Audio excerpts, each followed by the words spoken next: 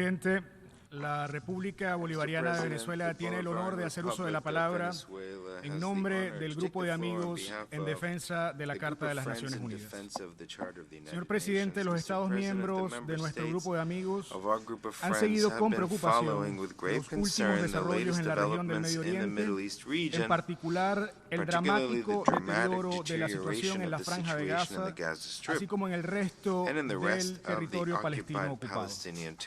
En ese contexto, permítanos desde el inicio de nuestra intervención expresar nuestras condolencias a las familias y seres queridos de todos los civiles inocentes que han perdido la vida en el transcurso de estos últimos 20 días a lo largo de esta última y lamentable espiral de violencia, muerte y destrucción. Asimismo, como naciones amantes de la paz que somos y que acatamos estrictamente las normas del derecho internacional, condenamos en los términos más enérgicos todo acto de violencia y cualquier hostilidad dirigida contra civiles. A este respecto, y a la luz del continuo deterioro de la situación sobre el terreno, incluyendo como resultado de la persistencia de bombardeos y ataques aéreos, subrayamos la urgencia de proteger a los civiles y de evitar una mayor pérdida de vidas humanas, en particular a través del fin inmediato de los ataques indiscriminados en curso contra civiles, y garantizando además que la ayuda humanitaria llegue a la población civil necesitada en estos momentos tan difíciles. Enfatizamos que el derecho internacional humanitario debe respetarse y cumplirse a rajatabla. En consecuencia, exigimos urgentemente un alto al fuego y el cese inmediato de todos los actos de violencia y de las hostilidades, en particular de los ataques dirigidos contra civiles, incluidas mujeres, niñas y niños, y contra bienes e infraestructuras civiles, incluyendo, entre otros, including, hospitales, among others, escuelas, hospitals, schools, refugios y refugee almacenes de shelters, alimentos. and food warehouses. En vísperas del 75 On the eve of aniversario the de la Declaración 75th Universal de los anniversary of the Derechos Humanos, Universal Declaration of hacemos un Human Rights, we llamado al call pleno for respeto the full de todos respect of los all derechos human humanos, rights, en particular del particularly derecho a la the vida right y to a la life salud. and health. Hacemos igualmente un We llamado also a la call for moderación restraint y en ese orden and thus instamos a que se urge ponga an end fin a to toda all retórica inflammatory incendiaria rhetoric y a todo lenguaje and deshumanizador, dehumanizing language algo que de ninguna manera which in no coadyuva a way los esfuerzos políticos y serves diplomáticos en ongoing curso political and para diplomatic distender la efforts to situación sobre el terreno, de-escalate the situation sino on the por el ground, contrario, and solo quite to the avivan contrary, aún más only las further tensiones y stokes la violencia, tensions and al violence, tiempo que ponen while en aún further más peligro endangering la vida de human miles de personas inocentes. thousands of Señor human Presidente, lives, innocent en lives. línea con el Mr. President, comunicado in line especial with a special emitido por nuestro communique grupo de amigos el issued by our pasado group of friends 17 de on octubre, 17th of October, aprovechamos esta we'd oportunidad like to seize this para opportunity renovar to nuestro renew llamado our a los call miembros on responsables de la responsible comunidad members of the internacional, international en community, particular a aquellos particularly que puedan those who tener may have influencia, influence, así como al Consejo de as well Seguridad as de the las Security Naciones Council Unidas, of the United en Nations, cumplimiento de su deber in de mantener pursuance la of its paz duty y to la maintain seguridad international internacional, peace and security, tal y como se establece en la as Carta de las provided for Naciones in the Unidas, Charter of the United para que Nations, inste to a urge Israel Israel a que ceda a los llamados to del heed secretario general the de las latest Naciones calls of the Unidas, Secretary General a of the que United adopte el Nations, camino de la to take the legalidad path of internacional, international legality, garantizando el pleno including by ensuring cumplimiento y su full adhesión, entre compliance and otros, adherence a los propósitos y others, principios consagrados en la to Carta the de las purposes Naciones and Unidas, principles enshrined a in the los Charter convenios of the de United Ginebra, Nations, incluyendo the a sus Geneva protocolos Conventions, adicionales, así including como its a todas las additional demás disposiciones protocol, pertinentes and all del other derecho relevant internacional provisions of humanitario international y del humanitarian derecho law internacional and de los derechos international human humanos. rights law. Lo llamamos a que ponga fin de We inmediato call a la on Israel agresión to put militar an en immediate curso end to the y al ongoing inhumano military asedio aggression de la and the Franja de Gaza, inhumane siege of the con el Gaza fin de Strip, evitar una in order to catástrofe avoid a mayor, catastrophe así como el and colapso the total total de las collapse of infraestructuras critical críticas, infrastructure, lo que which will inevitablemente inevitably provocará más lead víctimas to civiles, more civilian hambre casualties, generalizada, widespread hunger, enfermedades, disease, pobreza y un poverty, sufrimiento and humano even y una greater human desesperación suffering and aún despair, mayores, empeorando así thus further la ya de por sí deepening grave the crisis already humanitaria dire en Gaza. humanitarian crisis in Hacemos un Gaza. llamado a Israel We a que call on Israel to garantice el ensure the acceso y la rapid distribución and rápida y sin unhindered trabas access and de la ayuda distribution of humanitaria desperately que se needed necesita hoy humanitarian desesperadamente assistance sobre el terreno, incluyendo including suministros cruciales crucial para salvar vidas life-saving como combustible, supplies such as fuel, alimentos, food, medicinas y medicines, and agua. water.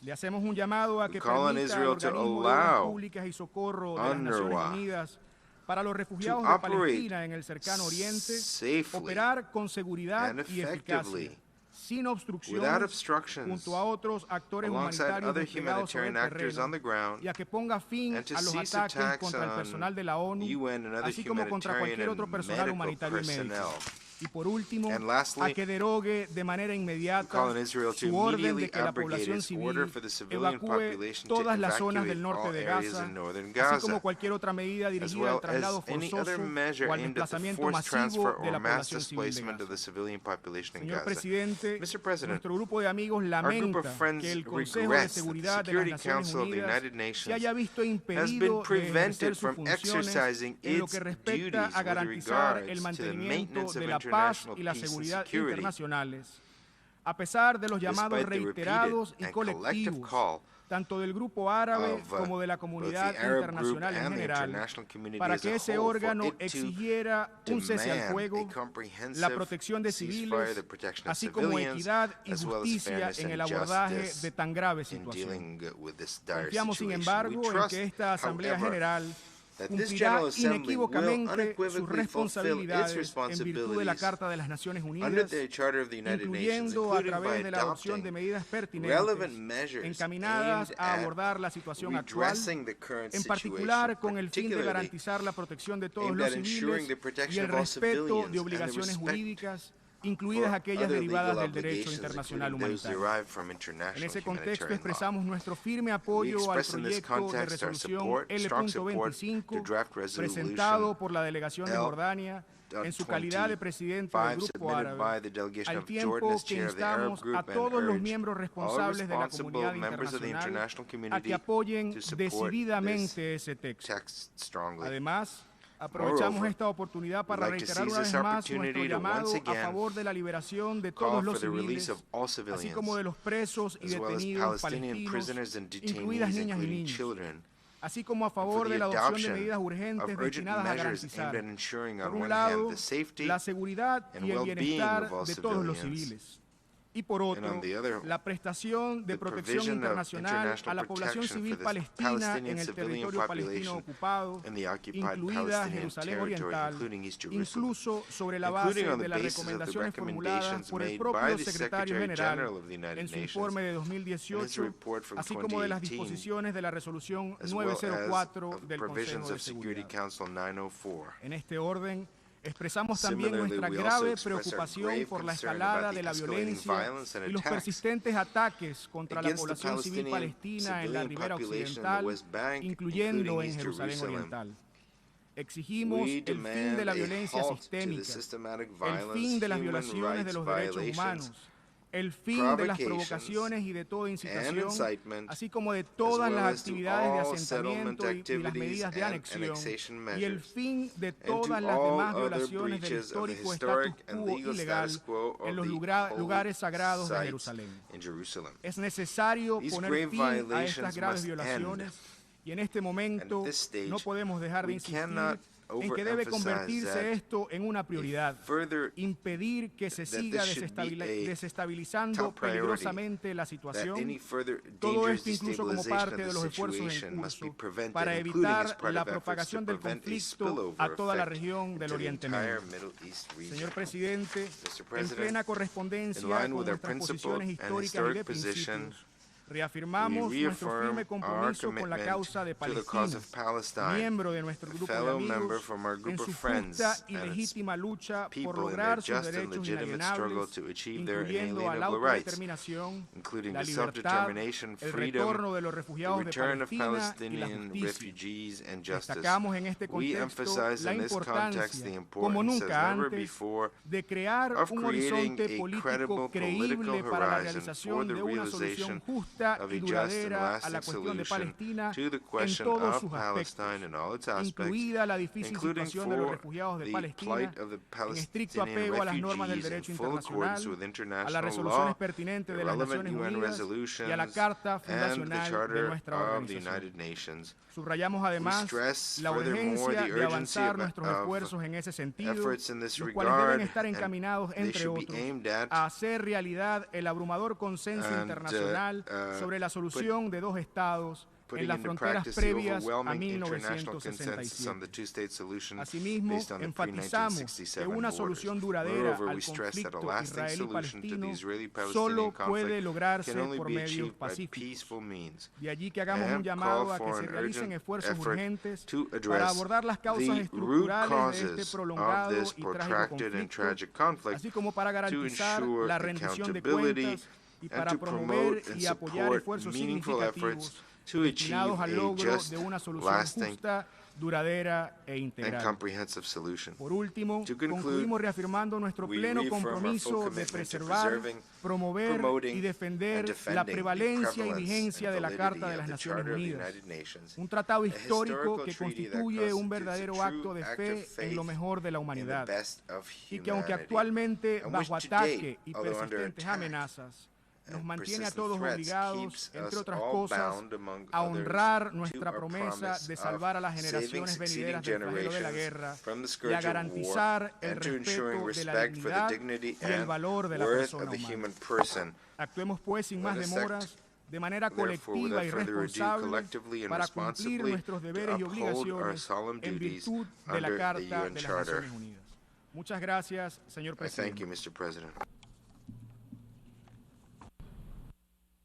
Thank the distinguished representative of the Bolivarian Republic of Venezuela, and I now give the floor to the distinguished representative of Jamaica.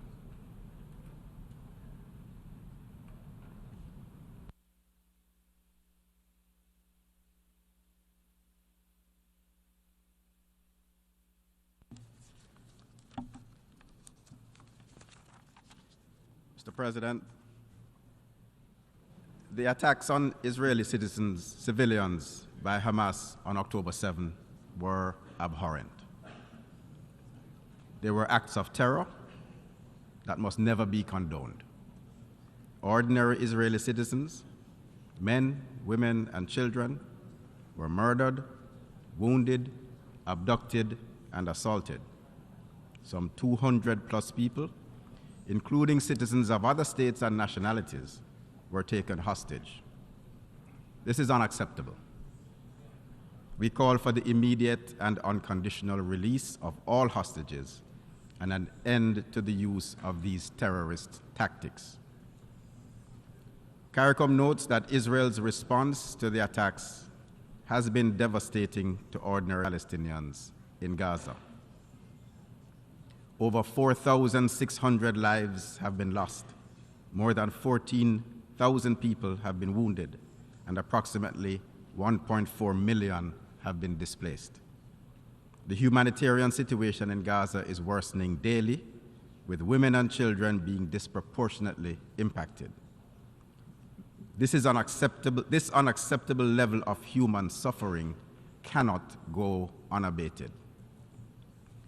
CARICOM therefore joins the call for an immediate cessation of hostilities by all parties, the opening of humanitarian corridors to facilitate unhindered access to food, medical supplies, fuel, water, and other humanitarian products and services so desperately needed by the affected civilian population.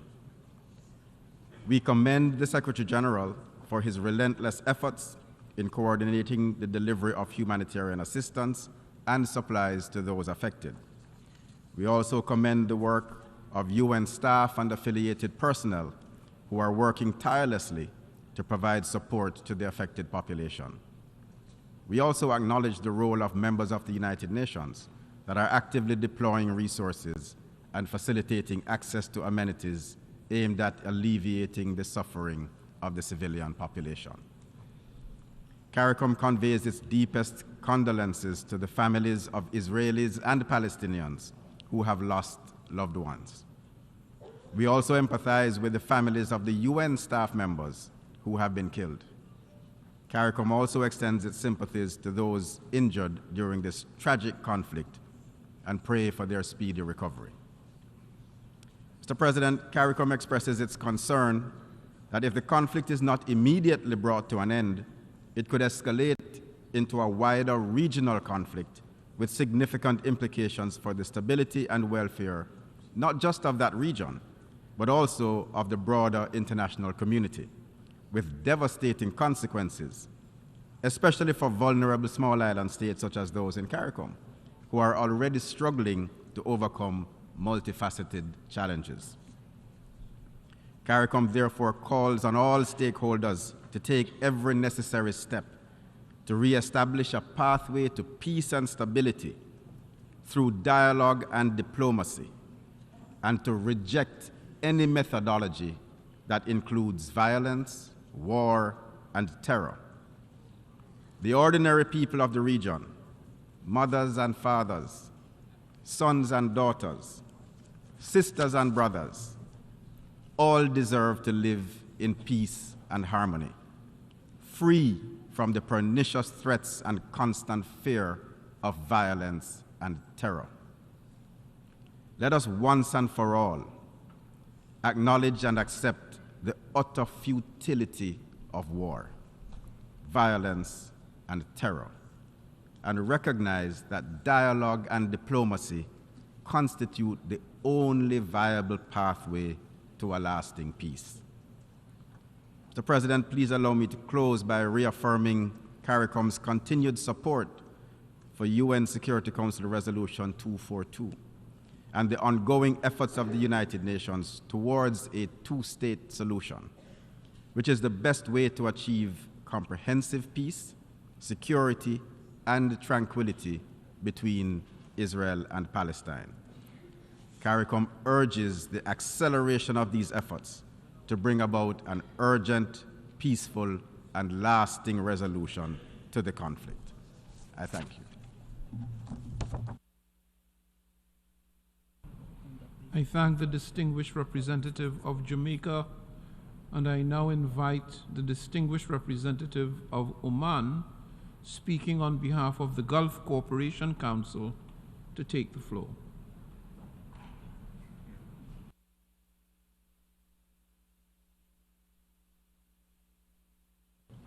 سعادة الرئيس، Mr. President, أصحاب المعالي والسعادة Your الموقرين، Excellencies, السيدات والسادة المحترمين، ladies and gentlemen, السلام عليكم ورحمة الله وبركاته. may the peace, mercy, and أدلي blessings of بهذا God be البيان upon you. نيابة عن I الدول deliver الأعضاء this statement في on مجلس behalf التعاون of the لدول member الخليج states العربية of the وهي Gulf Cooperation الإمارات Council, العربية المتحدة، namely the United مملكة Arab البحرين، Emirates, the المملكة Kingdom of العربية Bahrain, السعودية، the Kingdom of Saudi دولة Arabia, قطر، the State of دولة Qatar, the الكويت State of وبلاد Kuwait, سلطنة عمان. and my country, the Sultanate of Oman. نجتمع اليوم We في meet هذه today الدورة الاستثنائية الطارئة at this emergency للأسف special في session, ضوء عجز مجلس unfortunately, الأمن عن as the اتخاذ أي Security موقف Council موحد has been على مدى unable أيام for days to take إذ a إزاء ما united يحدث في stance الأراضي on الفلسطينية what is المحتلة وعلى transpiring وجه in the occupied التحديد في Palestinian قطاع غزة، territories, وما especially the تمارسه Gaza قوات Strip, الاحتلال الإسرائيلي من عدوان and on the بحق aggression السكان by الأبرياء Israeli الآمنين، occupation forces والذي هو against مبعث innocent قلق لنا civilians. جميعا This is a cause for ويستحق concern for الإدانة us من قبل all المجتمع and must be الدولي، condemned by the حصار international community. وتجويع A siege, وعقوبات جماعية starvation,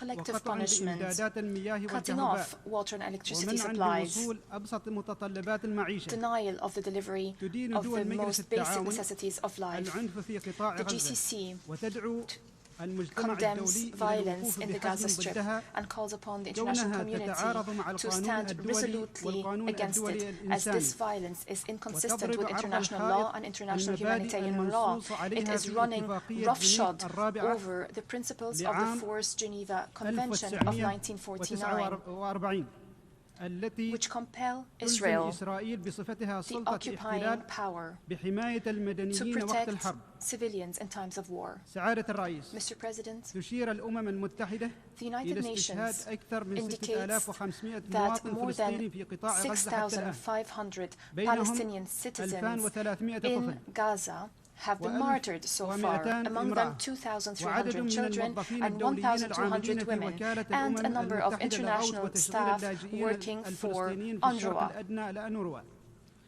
ناهيك عن not to أعداد mention الجرحى the number والمصابين of the إصابات injured and بالغة those وعددهم sustaining يربو على serious 17,000. injuries.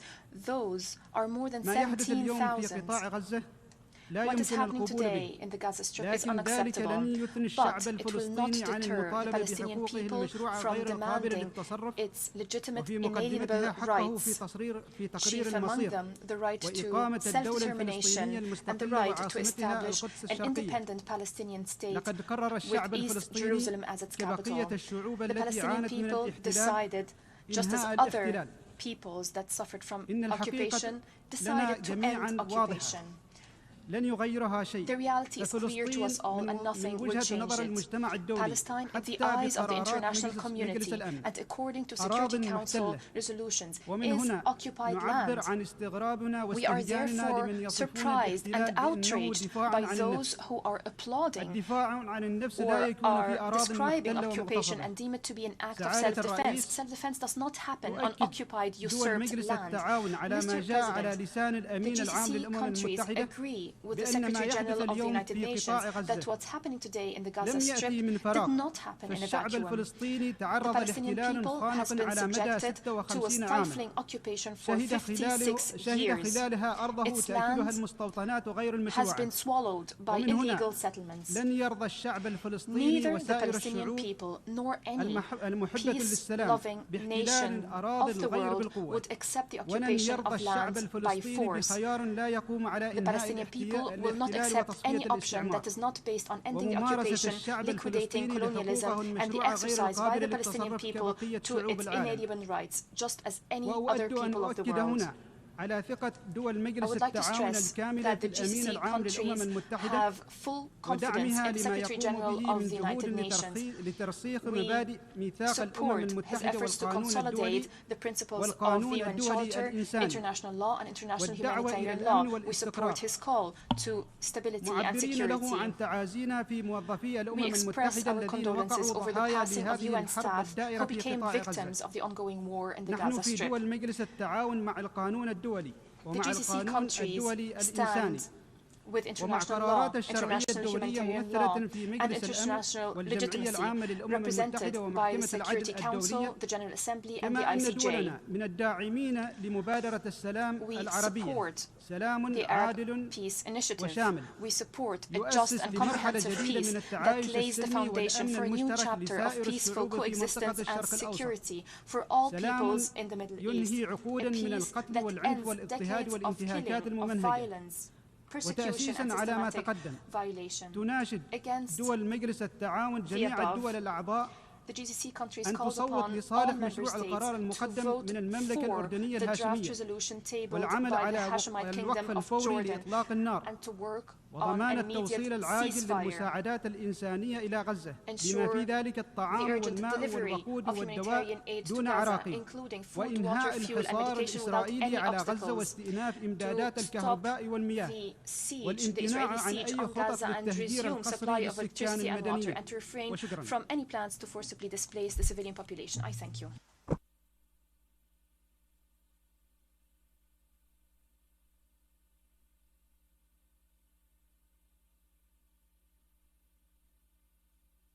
Give the floor. I thank the distinguished representative of Oman, and I now give the floor to the distinguished representative of Qatar.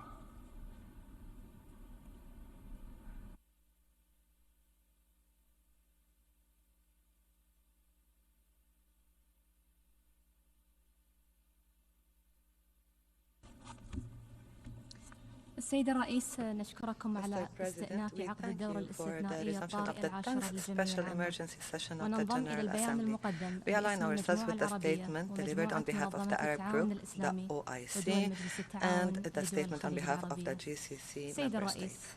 Mr. President, we all realize that the resumption of this special emergency session comes at a critical time and context. The deteriorating humanitarian situation in Gaza Strip as a result of the Israeli attacks against innocent civilians have become catastrophic. They threaten to spiral in a manner that would threaten the security of the region and the world. In this manner, we express deep regret over the failure of the Security Council to undertake its responsibilities in accordance with the Charter. The Council failed to adopt any outcome, neither to adopt a resolution for an immediate ceasefire or a binding resolution regarding the deteriorating humanitarian situation in Gaza Strip. As such, it is important for the General Assembly to undertake its responsibility in safeguarding international peace and security, according to the Charter and its Resolution 377, Roman 5, titled Uniting for Peace. We renew our call for all parties for de-escalation and ultimately working for the full ceasefire, the immediate release of all prisoners, particularly civilians, ensure delivery of humanitarian aid to Gaza Strip, opening safe corridors that allow the delivery of humanitarian aid. We reaffirm again our condemnation of all forms of targeting civilians, particularly women and children, our unequivocal rejection of the siege, the full siege imposed by Israel, the occupying power, on Gaza Strip that deprives 2.3 million people, half of whom are children, of their basic needs, including water, food, medicine and electricity. This comes at a time when the Israeli bombing has killed more than 6,000 victims in Gaza Strip, including more than 1,700 women and more than 3,000 children. We reaffirm our unequivocal rejection of the policies of collective punishment and the efforts and attempts of forcible displacement of Palestinian people from Gaza Strip and forcing civilians to internally displace or take refuge in neighboring countries, which is a violation of international law.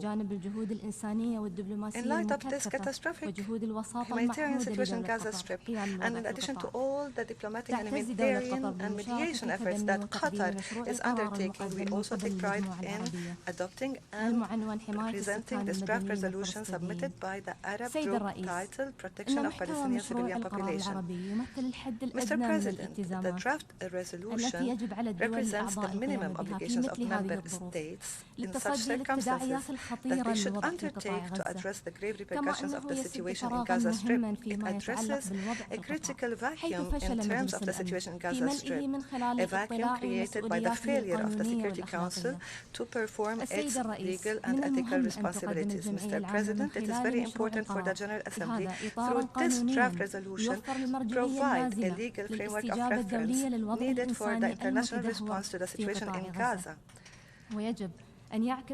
This should also, the support for this draft resolution should reflect the consensus and unity of the international community towards the fair nature of the Palestinian question, and through the wide support for this draft resolution, send a message of hope to our brothers, our Palestinian brothers, that the General Assembly is united to restore respect for international law, for the Charter.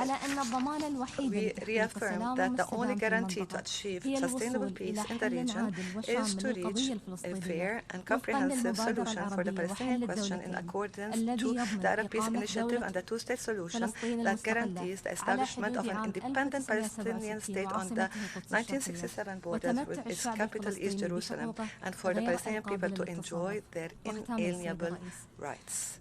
In conclusion, Mr. President, Qatar continues to contribute to the ongoing diplomatic efforts to find a way out that will stop the bloodshed of our Palestinian brothers and ensure a sustainable political solution in accordance to the well-known terms of reference, and steer the region away from spiraling into chaos and violence. Thank you, Mr. President. I thank the distinguished representative of Qatar, and I now invite the distinguished representative of Egypt to take the floor.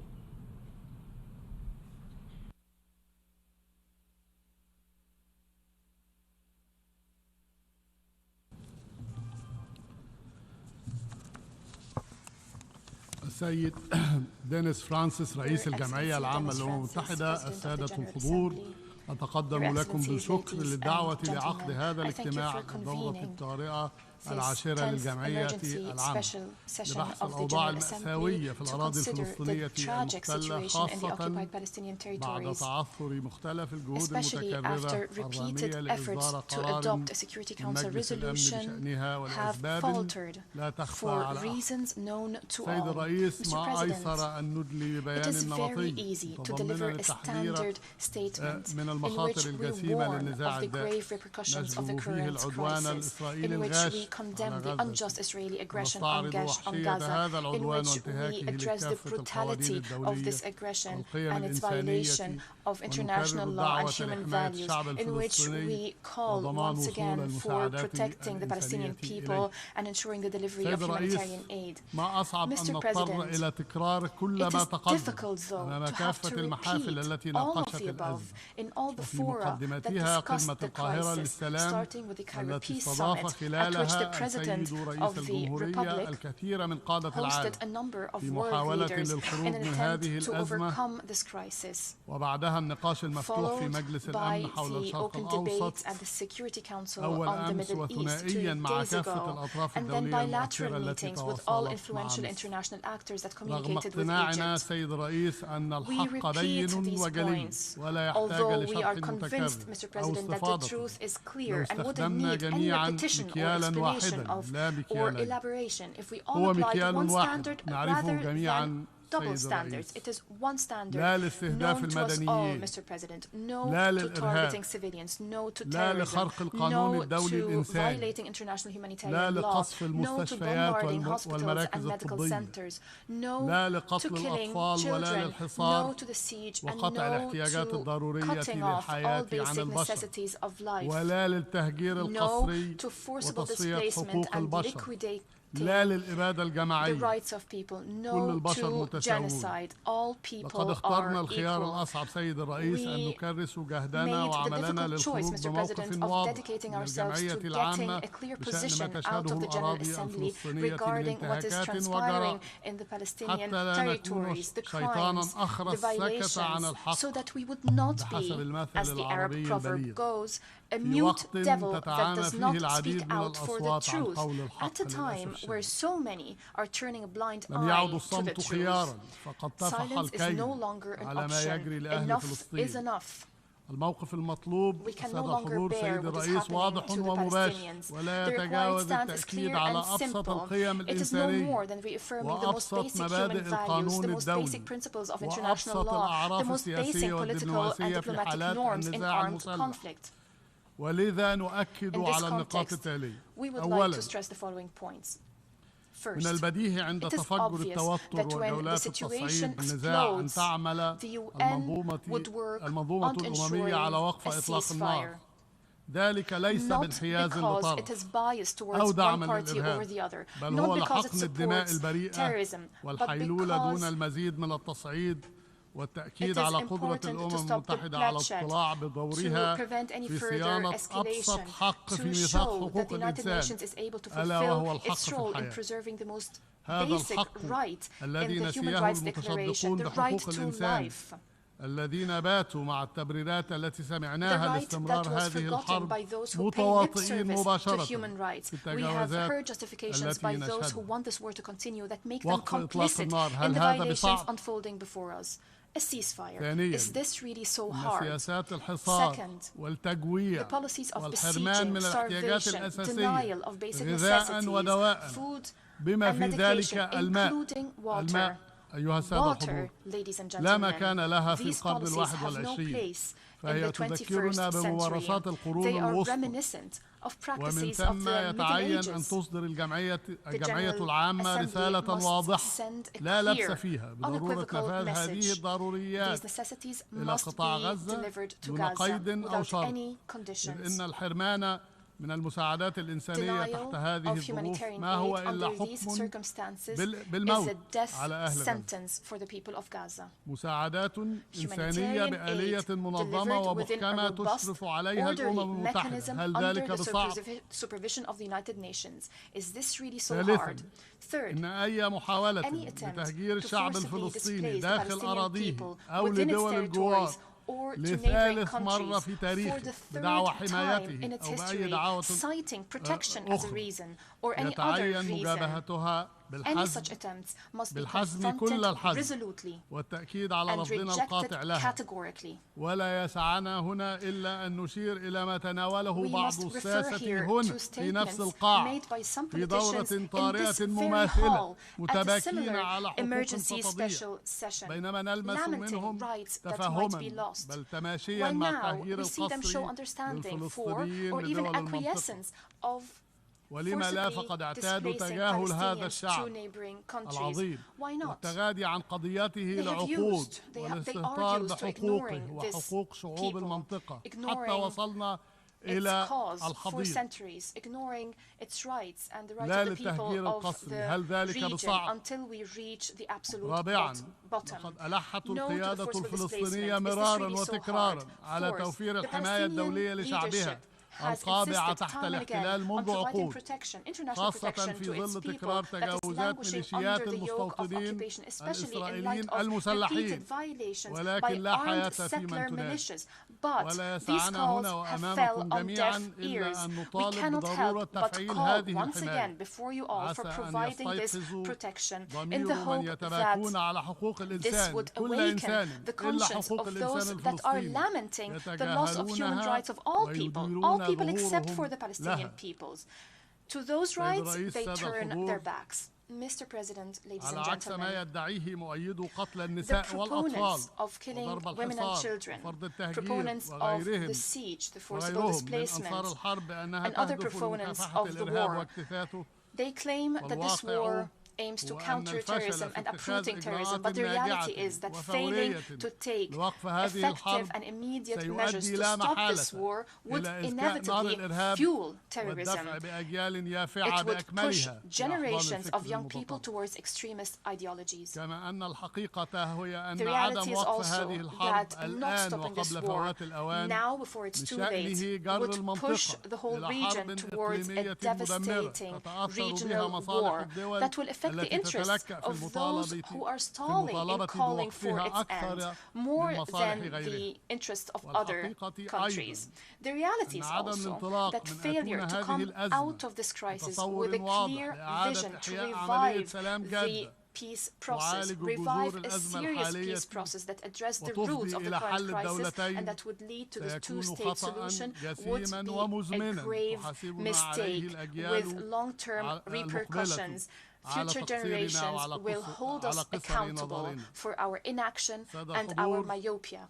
ستستمر Ladies and مصر gentlemen, الدولة Egypt, الرائدة في إرساء as a السلام leading في country, الشرق the الأوسط في leading country جهودها in الحثيثة consolidating لوقف peace إطلاق in the النار Middle وحماية East, will continue المدنيين its tireless ونفاذ efforts المساعدات to ensure الإنسانية a ceasefire, to protect والتوسط civilians, to لإطلاق ensure the سراح delivery of الرهائن humanitarian aid. It will continue to والمحتجزين mediate, to release والأسر hostages and the captives والعمل على تهيئة and prisoners. المجال It will لاستئناف continue to وإعادة work on creating a إحياء العملية conducive السلمية environment to التي تعد revive السبيل الوحيد the لإرساء peace السلام process والاستقرار في الشرق that is الأوسط. the only way to achieve بكل ما peace and تقدم سيد stability in الرئيس the Middle سادة East. الحضور أدعوكم Considering لدعم all of مشروع the above, القرار Mr. قيد President, النظر ladies and في gentlemen, اجتماعنا I اليوم call upon you to والتصويت support لصالحه the إعمالا draft لمبدأ العدالة resolution under والكيل consideration today بمكيال and to vote in ومعيار favor واحد for دافعه this وقف resolution to وحفظ achieve justice, السلم to apply والأمن one الدوليين standard, وحماية aiming only المدنيين at stopping the killing, على at أمل maintaining أن peace and يمثل security, موقفكم هذا at نواة protecting لتحقيق civilians. وسعادة We hope السلام that في الشرق this الأوسط. position would be a nucleus سادة to الحضور، achieving peace in the Middle East. أوقفوا هذا العبث Ladies and gentlemen, أوقفوا stop هذه this الحرب فورا absurdity,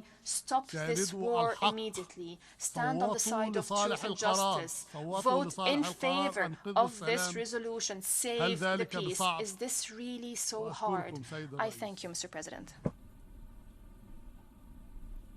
I thank the distinguished representative of Egypt and now invite the distinguished representative of New Zealand to take the floor.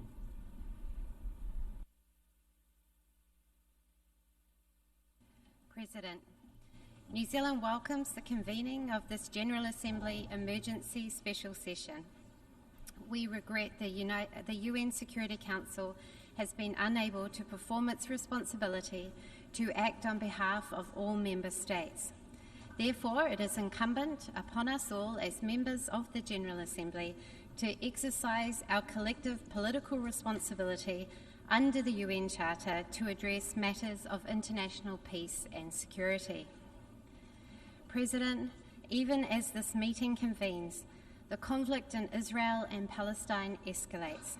The humanitarian crisis worsens and civilian lives continue to be needlessly lost. It is intolerable to see civilians, many of whom are children and infants, continue to suffer disproportionately as innocent victims of this conflict. As I said in the Security Council a few days ago, New Zealand condemns absolutely Hamas's terrorist attacks on Israel. We are appalled by their brutality, their targeting of civilians, and the taking of hostages. These are clear violations of international law. We call for the immediate and unconditional release of all hostages. We support Israel's right to defend itself in full compliance with international law, including in respect of actions taken in Gaza. Ultimately, though, no military solution will bring about a just and lasting peace for Israelis and Palestinians. The protection of civilians and delivery of humanitarian assistance is the most urgent priority. New Zealand joins calls for a humanitarian pause and humanitarian corridors to enable unhindered and sustained assistance and protection, in line with humanitarian principles, to those who desperately need it. We recognise the bravery of humanitarian workers who are working tirelessly in extraordinarily difficult circumstances to provide such needed assistance. We are deeply saddened that so many have been killed in the line of duty since the despicable events of 7 October. When New Zealand last served on the UN Security Council in 2015-2016, we championed Resolution 2286, which demands greater protection for healthcare in armed conflict, including hospitals and medical personnel. Healthcare facilities must never be used for military purposes or be the object of attack. We are deeply concerned to see hundreds of thousands of internally displaced persons. Their safety and security must be protected. We call for the establishment of designated safe areas that are strictly off limits as targets or for military use. We expect Israel and Hamas to act in accordance with international humanitarian law, which imposes obligations upon all parties engaged in armed conflict. The Palestinian people must not suffer for the atrocities of Hamas, even as Hamas exploits those same civilians as human shields. Israel also has an obligation under international humanitarian law, particularly the 4th Geneva Convention, to provide basic needs for civilians in Gaza, including food, water, energy and shelter, and to facilitate humanitarian aid.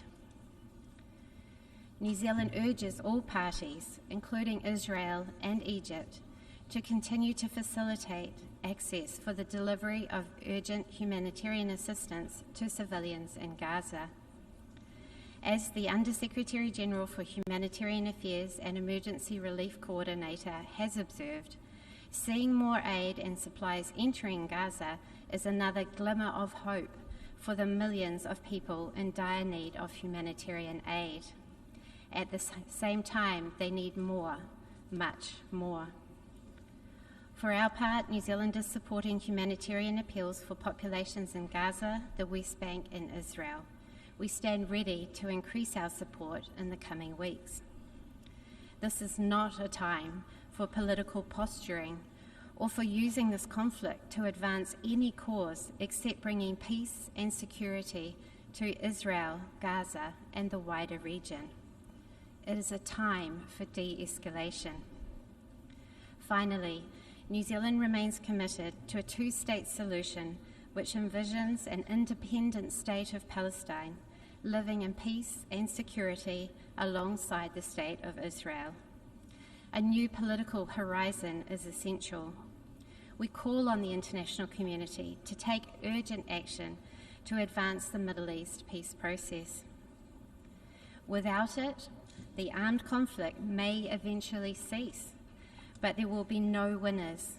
We will never be free from the violence, the loss of innocent lives, the anti-Semitism, the Islamophobia that has erupted in Israel, the occupied Palestinian territories, and around the world since 7 October. As the Secretary-General has said, we cannot lose sight of the only realistic foundation for a true peace and stability, a two-state solution. Thank you. I thank the distinguished representative of New Zealand, and I now invite the distinguished representative of Cambodia.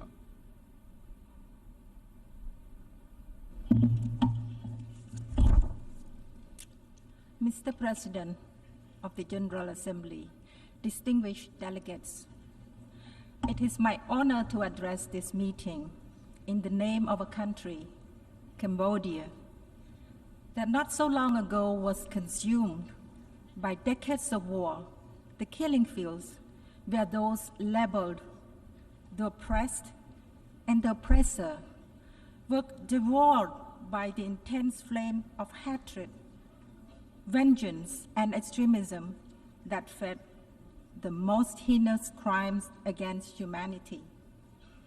My delegation mourns the loss of so many innocent human lives, including one Cambodian since October 7 until now, and also earlier, both in the state of Palestine and the state of Israel.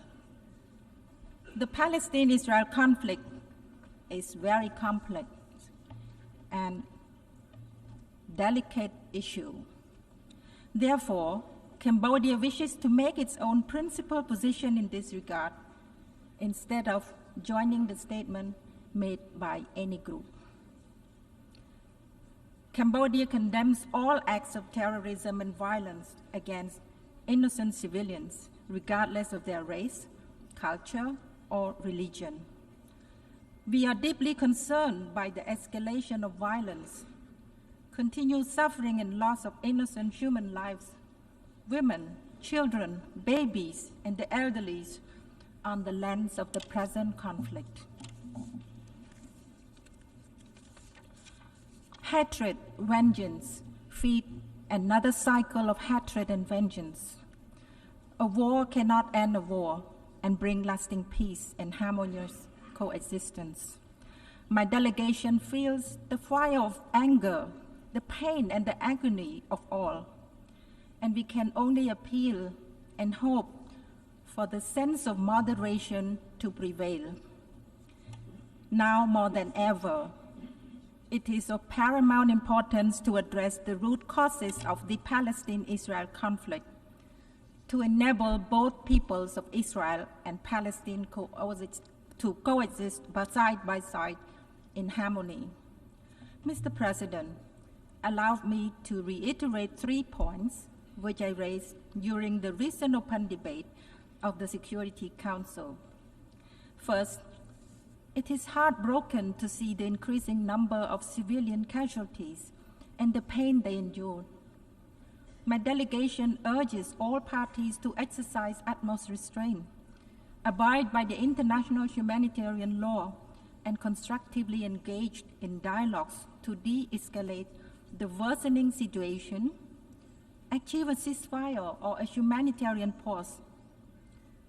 It's not easy, but we must make utmost efforts to avoid the widening of the war and fully appreciate the concerns and legitimate aspiration of all equally so as to end the cycle of violence. Second, civilian lives and safety must be protected from harm in conflicts. My delegation urges for the release of all civilians taken hostage. We call on all sides not to target civilian or civilian infrastructure and to allow unimpeded humanitarian access for the delivery of essential aid such as food, water, medicine to those in need, in accordance to international humanitarian law. Third, we call the international community to unite in a spirit of genuine solidarity and sincerity, to foster a meaningful dialogue and negotiation leading to a just and lasting peace. Please stop finger pointing. Please give peace a chance. Please allow love for humanity to prevail for all the people on earth, regardless of their race or faith. Please empower the forces of moderation to allow the people of Israel and Palestine to live side by side in lasting peace, security, and harmony.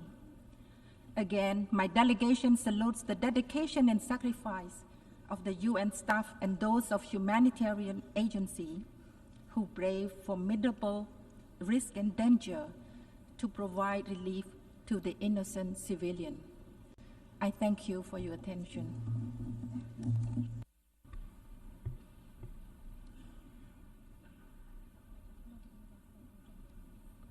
I thank the distinguished representative of Cambodia for her statement. I now give the floor to the distinguished representative of Liechtenstein. The floor is yours.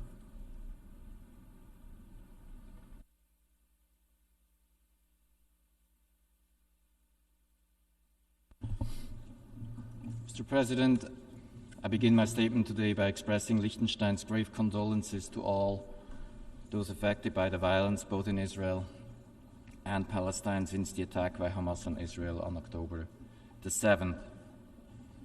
In the face of the ongoing escalation on the ground, we are concerned that despite concerted efforts, the Security Council has as yet been unable to discharge its primary responsibility for the maintenance of peace and security.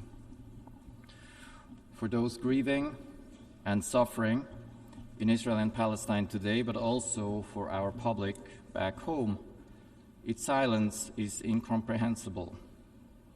We welcome the leadership of Secretary General Guterres and his personal engagement for the protection of civilians, but the political organs of our organization must not remain silent in a situation where civilians have been victimized at a large scale and remain in a very precarious situation in Gaza. We therefore welcome the opportunity to meet in the format of emergency special session today, including to consider the special report transmitted from the Council in the wake of the veto cast last week, as well as the one we understand will be transmitted as a result of the further double veto. We encourage you, Mr. President, as you have done before in meetings resulting from the use of a veto, to produce a summary of this meeting for transmission to the Council. Mr. President, Liechtenstein condemns in the strongest possible terms the heinous terrorist attacks against Israel by Hamas and other groups and the massive violations of international humanitarian law they have committed, including mass killings, torture, abduction and hostage-taking, and the threat of killing hostages. We join the call for the unconditional and immediate release of all hostages and express our gratitude to those who have contributed to the release of the first hostages. The firing of rockets from Gaza on civilian targets and the deliberate targeting of civilians are grave violations of international humanitarian law, amounting to war crimes and possibly crimes against humanity.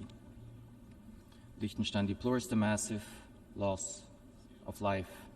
We affirm Israel's right to defend itself and to protect its population in accordance with international law. We also underline the need for the full respect of international humanitarian law in this massive crisis of protection of civilians, in particular the principles of distinction and proportionality. Any collective response to Hamas's atrocity crimes must place the protection of civilians and respect for international humanitarian law at its center. the disturbing number of civilian casualties, many of them children, in Gaza are unacceptable. Mr. President, the ongoing investigation of the International Criminal Court into the situation in the state of Palestine has to be an important part of our discussion. Where international humanitarian law is violated at a large scale, accountability is essential. For almost a decade, the court has had jurisdiction over international crimes committed on the territory of the state of Palestine, as well as those committed by Palestinian nationals. This investigation has gained an even increased sense of urgency since October the 7th, particularly the need for clarity concerning some of the most disturbing incidents, such as the explosion at the Al-Ahli hospital, which has resulted in massive casualties, the exact number of which yet remains to be determined. We expect concrete action and pronouncements from the ICC prosecutor. Mr. President, the people of Israel and of Palestine have been brought to this point by a cycle of military retaliation and revenge. Civilians have been paying the price in hurt, grief, and loss for failed policies of those in power and effective control. Their suffering has reached unprecedented heights in the past weeks, and it must be stopped as soon as possible. A diplomatic solution will be the only way to achieve this goal. We must begin by addressing the immediate humanitarian needs of Palestinians and to work for the unconditional release of all hostages. We support the calls for humanitarian pauses that allow for the full, safe, and unhindered access for humanitarian assistance. The government of Liechtenstein has decided yesterday to contribute 100,000 Swiss francs to the International Committee of the Red Cross to support its activities, to protect civilians, and to provide humanitarian assistance. Mr. President, in response to the horrors of the Second World War, the Charter of the United Nations included in its purposes, I quote, to develop friendly relations among nations based on respect for the principle of equal rights and self-determination of peoples, and to take other appropriate measures to strengthen universal peace, end of quote. Liechtenstein reaffirms the right of the Palestinian people to self-determination, which is the only way to ensure the rights and to deliver on the aspiration of the Palestinian people, a vision of two states living side by side in peace and security within internationally recognized borders. We commit again to peace guided by the purposes of this organization. I thank you. I thank the distinguished representative of Liechtenstein for his statement. I now give the floor to the distinguished representative of Ireland. The floor is yours.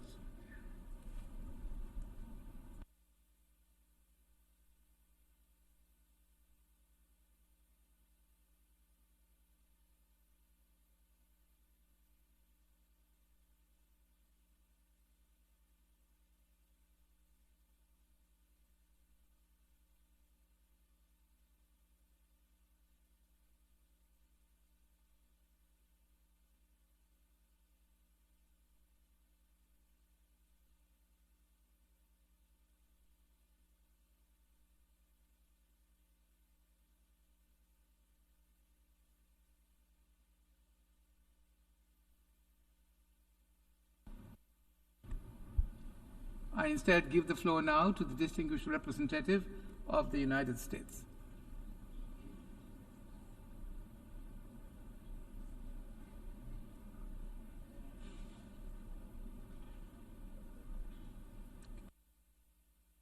Thank you, Mr. President, and I would have been pleased to allow my Irish colleague to go before me.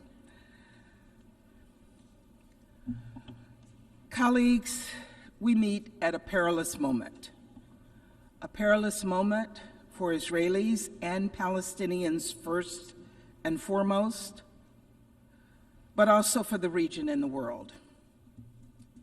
The death, destruction, and desperation playing out before our eyes is enough to make one lose faith in humanity. How could Hamas carry out such barbaric acts of terror? How could Hamas gun down civilians, burn families alive, and execute children, and do so with glee? How could Hamas take more than 200 people hostage?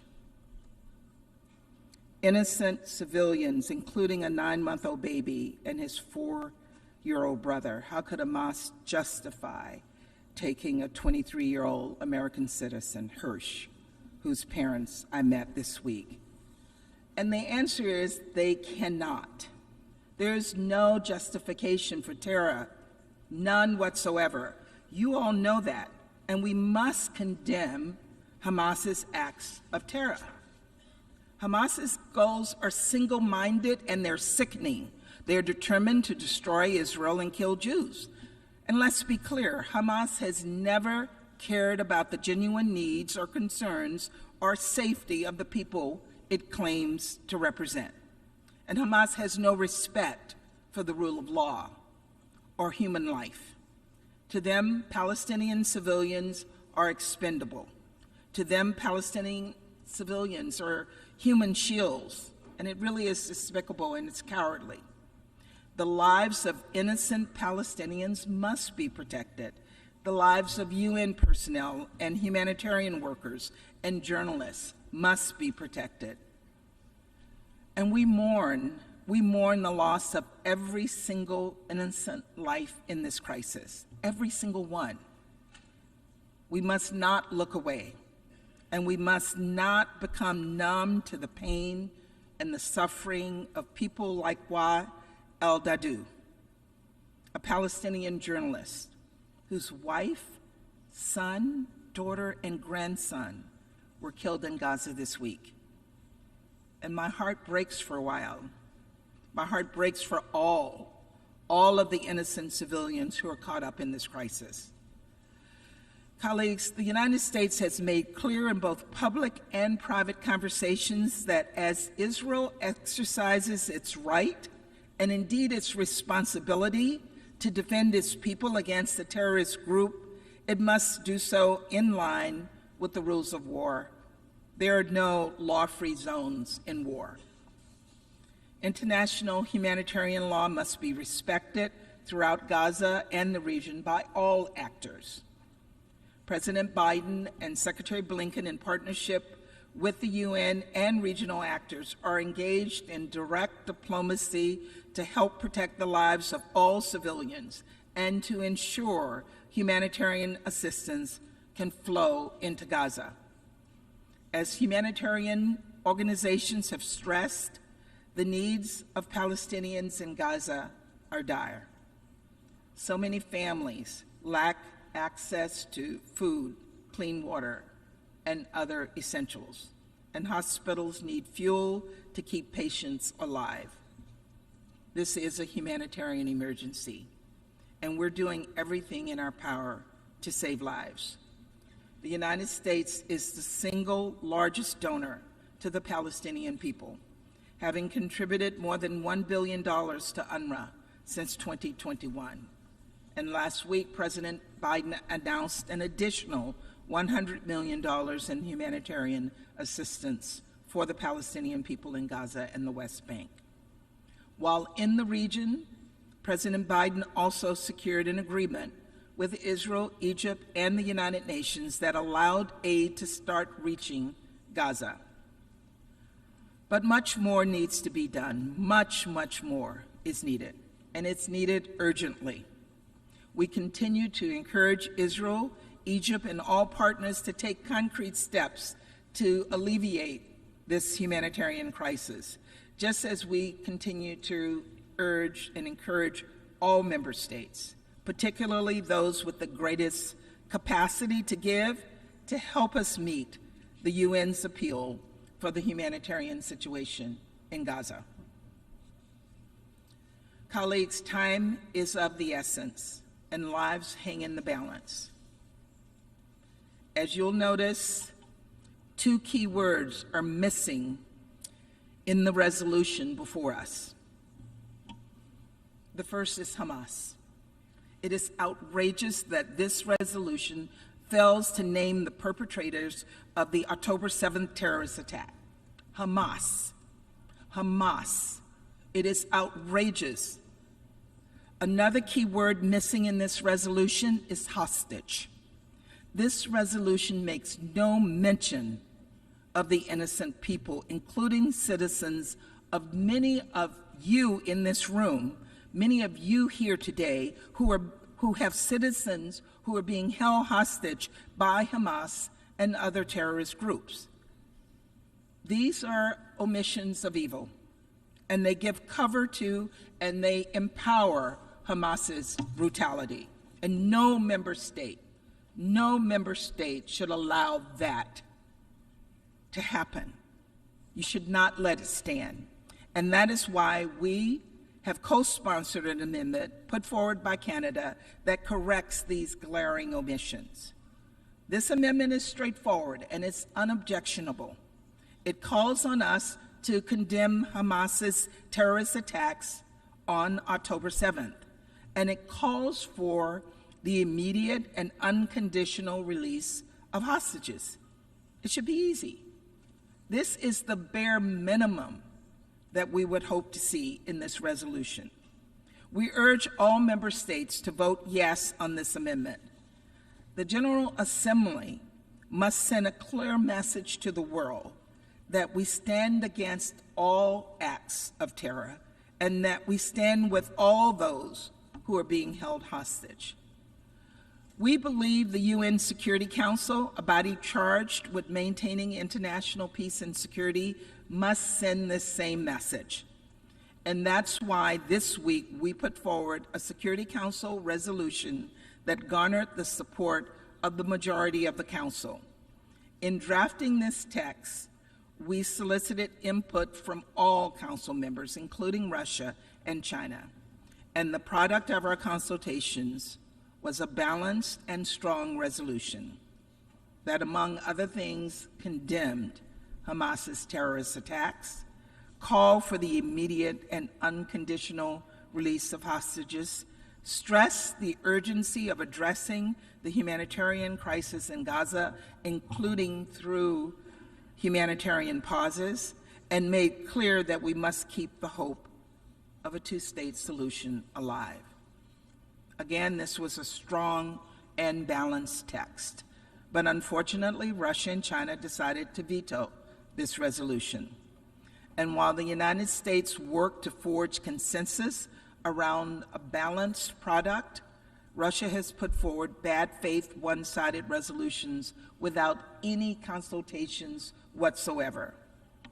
Colleagues, one-sided resolutions, whether they are put forward in the Security Council or the General Assembly, will not help to advance peace, not when they ignore the facts on the ground. One-sided resolutions are purely rhetorical documents that seek to divide us at a time when we should all be coming together, and we must not cling to long-standing lines of division. As President Biden said yesterday, there's no going back to the status quo as it stood on October 6th.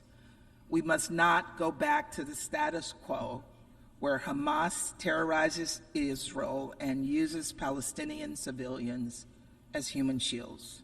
And we must not go back to a status quo where extremist settlers can attack and terrorize Palestinians in the West Bank. The status quo is untenable and it is unacceptable. This means that when this crisis is over, there has to be a vision of what comes next. In our view, that vision must be centered around a two-state solution. Getting there will require concerted efforts by all of us, Israelis, Palestinians, regional partners, and global leaders, to put us on a path for peace, to integrate Israel with the region while insisting that the aspirations of the Palestinian people to be part of a more hopeful future. We deeply regret that the resolution now under consideration is detrimental to this vision. But while this resolution is deeply flawed and does not meet this moment, the United States will continue to work with all member states to chart a future where Israelis and Palestinians have equal measures of security, freedom, justice, opportunity, and dignity, and a future where Palestinians realize their legitimate right to self-determination and a state of their own. Thank you very much.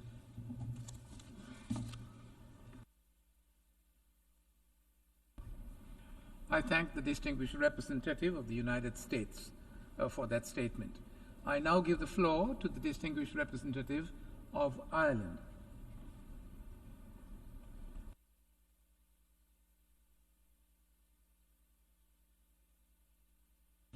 President, at the outset, allow me to thank you for convening this crucial debate under the resumed 10th Emergency Special Session of the General Assembly. I also want to express my thanks to the Secretary-General and commend his leadership and personal commitment to the protection of civilians, access of vital humanitarian aid to Gaza, and the resolution of the conflict. President, Ireland unreservedly condemns the heinous and barbaric acts by Hamas on the 7th of October. The deliberate taking of hostages, including women, children and the elderly, is simply unconscionable. We call for the immediate and unconditional release of all hostages. In the face of such appalling attacks, Israel has the right to defend itself, but must comply with international law, in particular international humanitarian law. We stress the applicability of international humanitarian law to all armed conflict. This includes the prohibition on the targeting of civilians, the prohibitions on indiscriminate and disproportionate attacks, the prohibition on collective punishment, and the prohibitions on the taking of hostages and the use of human shields. These are obligations that bind all parties to armed conflict, state and non-state actors alike. Earlier this week, we heard yet another deeply concerning briefing from Special Coordinator Wennesland on the situation on the ground. We are also highly troubled about the impact of recent events on regional stability and call on all regional and international actors to act responsibly. President, we are gravely concerned about the situation in Gaza and the particular impact of the conflict on children. We renew our call on Israel to end the blockade of Gaza and to allow meaningful humanitarian access, especially of fuel, to enable hospitals and relief organisations to function. Civilians in Gaza must have access to basic necessities: water, medicine, food and fuel. There must be rapid, safe and unhindered humanitarian access for the benefit of civilians in the Gaza Strip. Ireland again echoes the Secretary-General's call for a humanitarian ceasefire or a humanitarian pause to ensure that the humanitarian needs of the population can be comprehensively met. We offer our deepest condolences to the families of the UNRWA staff who have lost their lives during this conflict, and we commend UNRWA and all of the UN and humanitarian personnel on the ground for their selfless work in support of the people of Gaza and across the Middle East. In response to the unprecedented humanitarian catastrophe now unfolding in the Gaza Strip, Ireland has announced an immediate package of €13 million last week, €10 million for UNRWA and €3 million for UN OCHA's Palestine Humanitarian Fund. We urge other partners to also step up and support this vital work.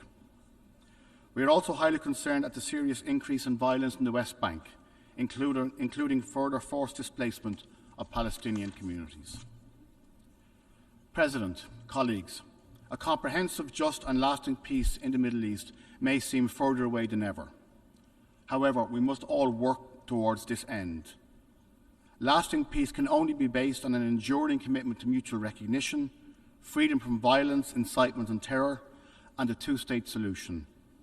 We reaffirm our support for these principles here today. Ireland's position on how to achieve this is long-standing and based on respect for international law and the agreed international parameters.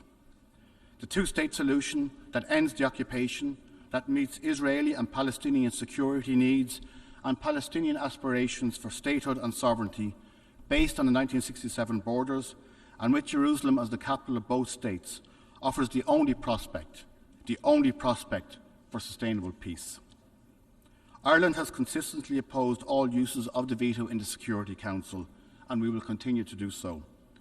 We welcome these General Assembly debates as a means of calling the permanent members to account when they prevent the Council from taking action in defence of international peace and security. I thank you, Mr. President.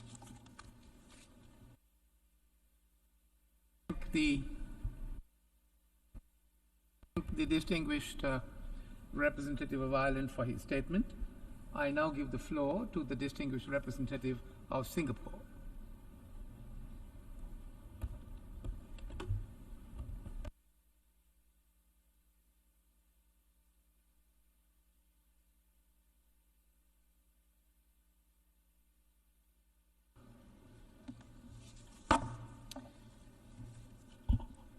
Mr. President, Singapore welcomes the convening of this emergency special session of the General Assembly. We are disappointed that the Security Council, which has met on several occasions to discuss this issue, was not able to agree on a prompt and united response. Mr. President, at the outset, I wish to express Singapore's utmost support for the efforts of the UN Secretary-General to sustain the flow of humanitarian assistance to the civilians affected by this terrible tragedy in Gaza. We commend the Secretary-General for his leadership role in facilitating the flow of humanitarian assistance and recognize the important contribution made by UN agencies and other humanitarian organizations on the ground. We support all efforts to diffuse tensions in order to avoid an escalation of the conflict. Mr. President, respect for the UN Charter and for international law has always been a fundamental guiding principle of Singapore's foreign policy.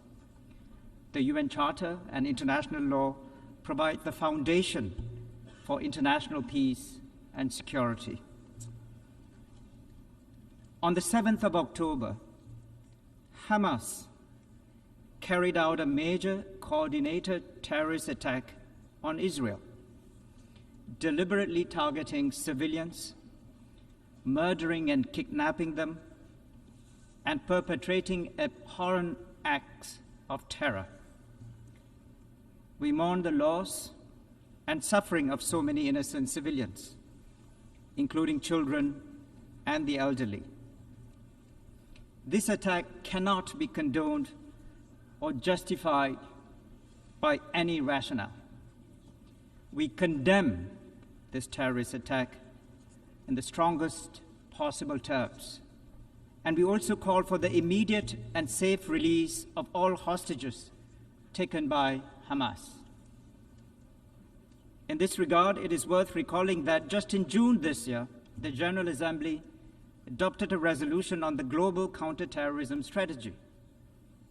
This calls for the international community to reiterate its strong and unequivocal condemnation of terrorism in all its forms and manifestations, committed by whomever, wherever, and for whatever purposes.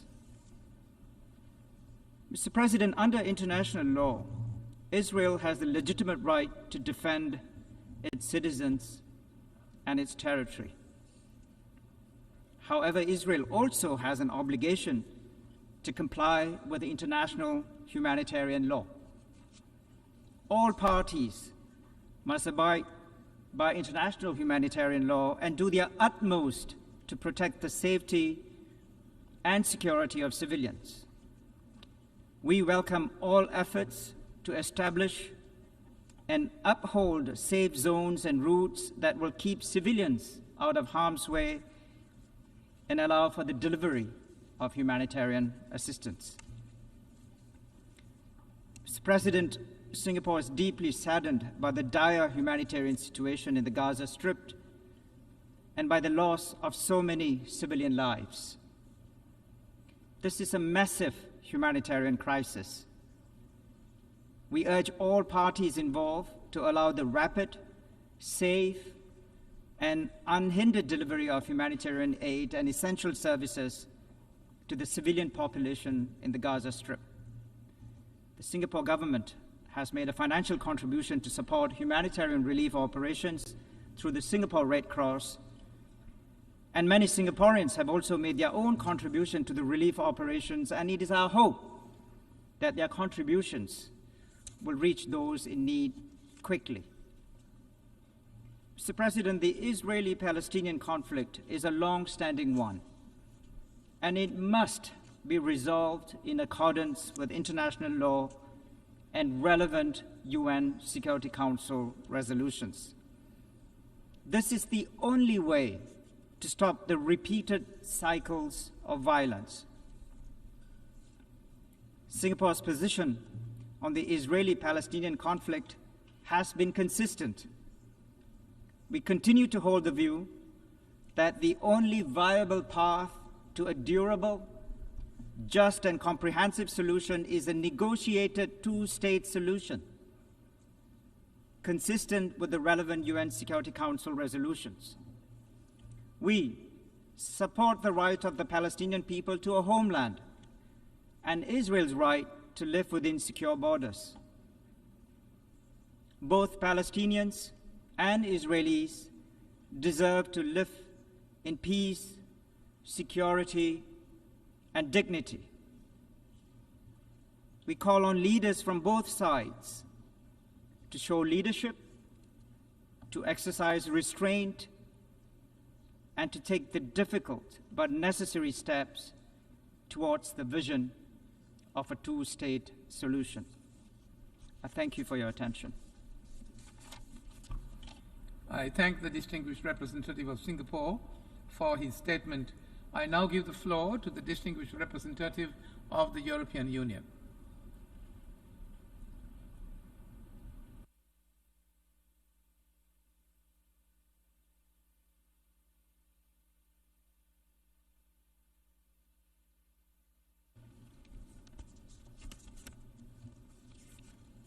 Mr. President, I have the honor to speak on behalf of the EU and its 27 member states, North Macedonia, Montenegro, Albania, Ukraine, the Republic of Moldova, Andorra, Monaco, and San Marino.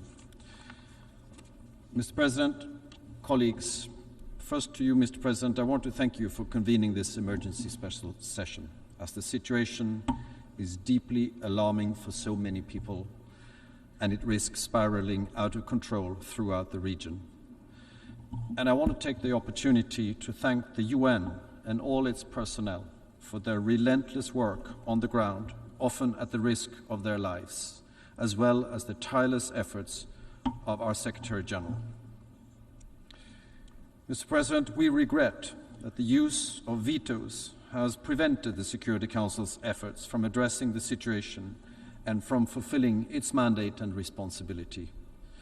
This dramatic conflict and the humanitarian situation would have required a united, timely, and strong message by the Council, which the latter failed to deliver. This is deeply regrettable. We know that efforts are still underway to have an outcome at the Council, and we encourage Council members to find that common position soon. The EU's position is well known. The EU reiterates our condemnation in the strongest possible terms of Hamas for its brutal and indiscriminate terrorist attacks across Israel. The use of civilians as human shields by Hamas is a particularly deplorable atrocity. The EU strongly emphasizes Israel's right to defend itself in line with international law and international humanitarian law. We reiterate our call on Hamas to immediately release all hostages without any preconditions. The EU reiterates the importance of ensuring the protection of all civilians at all times in line with international humanitarian law. It deplores all loss of civilian life. We express our gravest concern for the deteriorating humanitarian situation in Gaza, and we call for continued, rapid, safe and unhindered humanitarian access and aid to reach those in need through all necessary measures, including humanitarian corridors and pauses for humanitarian needs.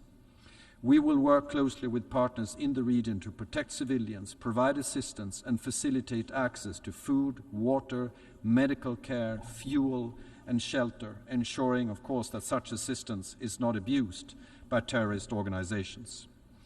We recall the need to avoid regional escalation and to engage with partners in this respect, including, of course, with the Palestinian Authority.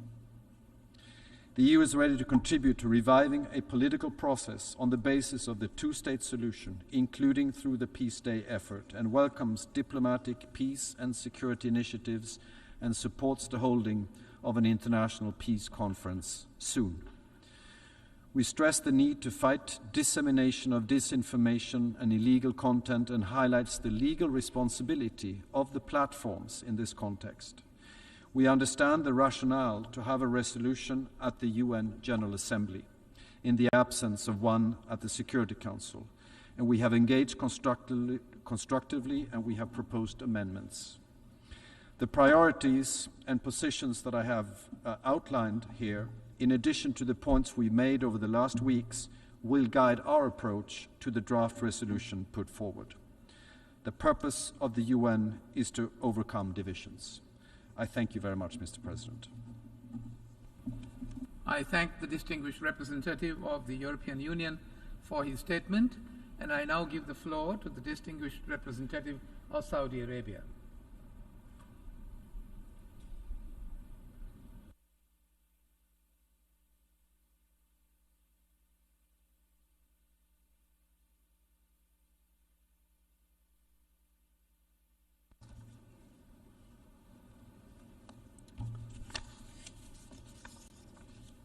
بسم الله الرحمن الرحيم.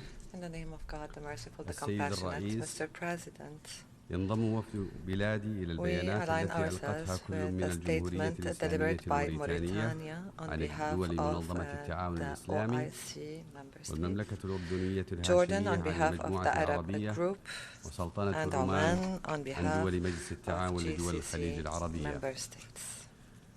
السيد الرئيس، اسمحوا لي في Mr. البداية President, أن allow me at the أتوجه لكم outset بالشكر على to thank استجابتكم you لاستئناف for الدورة the الطارئة resumption of الاستثنائية the 10th العاشرة Special للجمعية العامة Emergency Session of the General التي Assembly, تنعقد في ظل a هذه session that الظروف is المأساوية convening التي in the يواجهها light of الشعب the Gaza الفلسطيني Strip conditions and جراء حملة circumstances faced by عسكرية the Palestinian دموية people as a غير result متكافئة of this من قبل military قوات الاحتلال disproportionate الإسرائيلية. bloody campaign against them by Israeli السيد الرئيس، في occupation forces. ظل ظروف حرجة ومؤلمة In light of وإثر these critical تطورات and خطيرة painful في قطاع conditions, غزة and following the يسقط dangerous آلاف developments in الضحايا Gaza Strip, المدنيين من thousands of أطفال civilians, ونساء children, وشيوخ، women and elderly وفي كل are killed. مكان تقصف المستشفيات Hospitals, والمدارس schools, والملاجئ والبنى shelters and التحتية، infrastructure are bombed. وهذا لا يسبب كارثة This إنسانية does not فحسب، create only a بل له humanitarian عواقب catastrophe, وخيمة but على أمن have also المنطقة dire والعالم. consequences and repercussions to the لقد security of the أدانت region and the world. بلادي We بكل have وضوح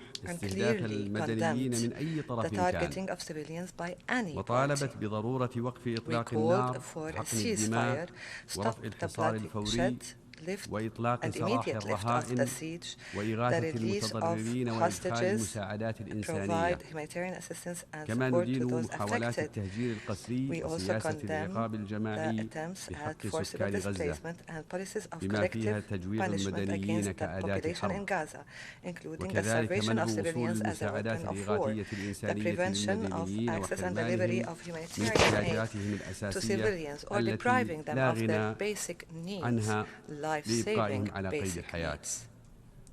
كما نؤكد We على reaffirm أولويتنا that للعمل our نحو priority السلام، is to work for وندعو peace للالتزام and بما call تقتضيه for المواثيق compliance والقوانين with الدولية. international conventions and إن الأزمة الحالية هي نتاج تقاعس المجتمع الدولي عن إنهاء الاحتلال وإنفاذ حل الدولتين، وإن السكوت عن الممارسات الإسرائيلية غير الشرعية سواء على مدار 70 عاما الماضية أو خلال الفترة الأخيرة هي ما أوصلت المنطقة إلى الأزمة الحالية، وإننا نعيد التحذير من احتمال اتساع رقعة الصراع بما يهدد جميع شعوب المنطقة والأمن والسلم الدوليين. السيد الرئيس في ظل الحصار والقتل والتهجير وتخاذل المجتمع الدولي وعجزه حتى الآن عن الدعوة لوقف إطلاق النار وإدخال المساعدات الإنسانية الضرورية، فإننا نعرب عن استيائنا من ازدواجية المعايير والانتقائية تجاه الأزمة، ونعرب عن أسفنا العميق من التردد تجاه دعم حق الشعب الفلسطيني في التمتع بحياة كريمة أو إدانة المأساة الإنسانية الحالية التي يعيشها. السيد الرئيس، السيدات والسادة، إن حفظ السلم والأمن الدوليين يأتي في مقدمة مهام هذه المنظمة، واليوم نراها عاجزة عن القيام بدورها المناط بها مع تأخرها في التوصل إلى حل يعالج هذه الأزمة. في ظل الانتهاكات الإسرائيلية المستمرة للمواثيق الدولية بما في ذلك القانون الدولي الإنساني، وكل ذلك يزعزع الثقة في آليات الشرعية الدولية ومصداقية المدافعين عنها، وهو ما سينعكس سلبا على قدرتنا جميعا على حفظ السلم والأمن الدوليين. إن تحقيق ميزان العدالة يستوجب ألا ننظر إلى الأحداث الجارية من مشهد واحد، ومن هنا أود التأكيد على ما ذكره معالي الأمين العام للأمم المتحدة بأن من الضروري الاعتراف بأن تلك الهجمات لم تأتي من فراغ، فقد عانى الشعب الفلسطيني من احتلال خانق دام 56 عاما. لقد آن الأوان لأن تطلع المنظمة بالمسؤوليات التي أنشأت من أجلها، وأن يتخذ المجتمع الدولي موقفا حازما وجادا لإيقاف قتل المدنيين العزل وإنهاء الاحتصار، ويكفل سرعة دخول المساعدات الإنسانية والإغاثية من غذاء ودواء وماء للحيلولة دون تعاظم المأساة الإنسانية، ويمنع توسيع دائرة الصراع وتعريض الأمن الإقليمي والدولي للخطر. السيد الرئيس، تبذل حكومة بلادي جهودا مكثفة في التواصل مع الدول الشقيقة والصديقة لإيجاد حل عاجل وعملي يوقف النزيف ويضع حدا للتصعيد وينهي دورات العنف المستمرة والمتزايدة، وإذ نعمل من أجل مستقبل أفضل لمنطقتنا ونتطلع لأن تنعم بالسلام والاستقرار والتنمية، فإننا نكرر مطالبتنا بدفع عملية السلام وفقا لقرارات مجلس الأمن والأمم المتحدة ومبادرة السلام العربية الرامية إلى إيجاد حل عادل وشامل وإقامة دولة فلسطين مستقلة وفق حدود 1967 عاصمتها القدس الشرقية بما يحقق الأمن والاستقرار والازدهار للجميع. ختاما، السيد الرئيس، إننا ندعو الدول الأعضاء لرعاية ودعم مشروع القرار المقدم هذا اليوم والذي يصب في مصلحة الأمن والسلم الدوليين. وشكرا.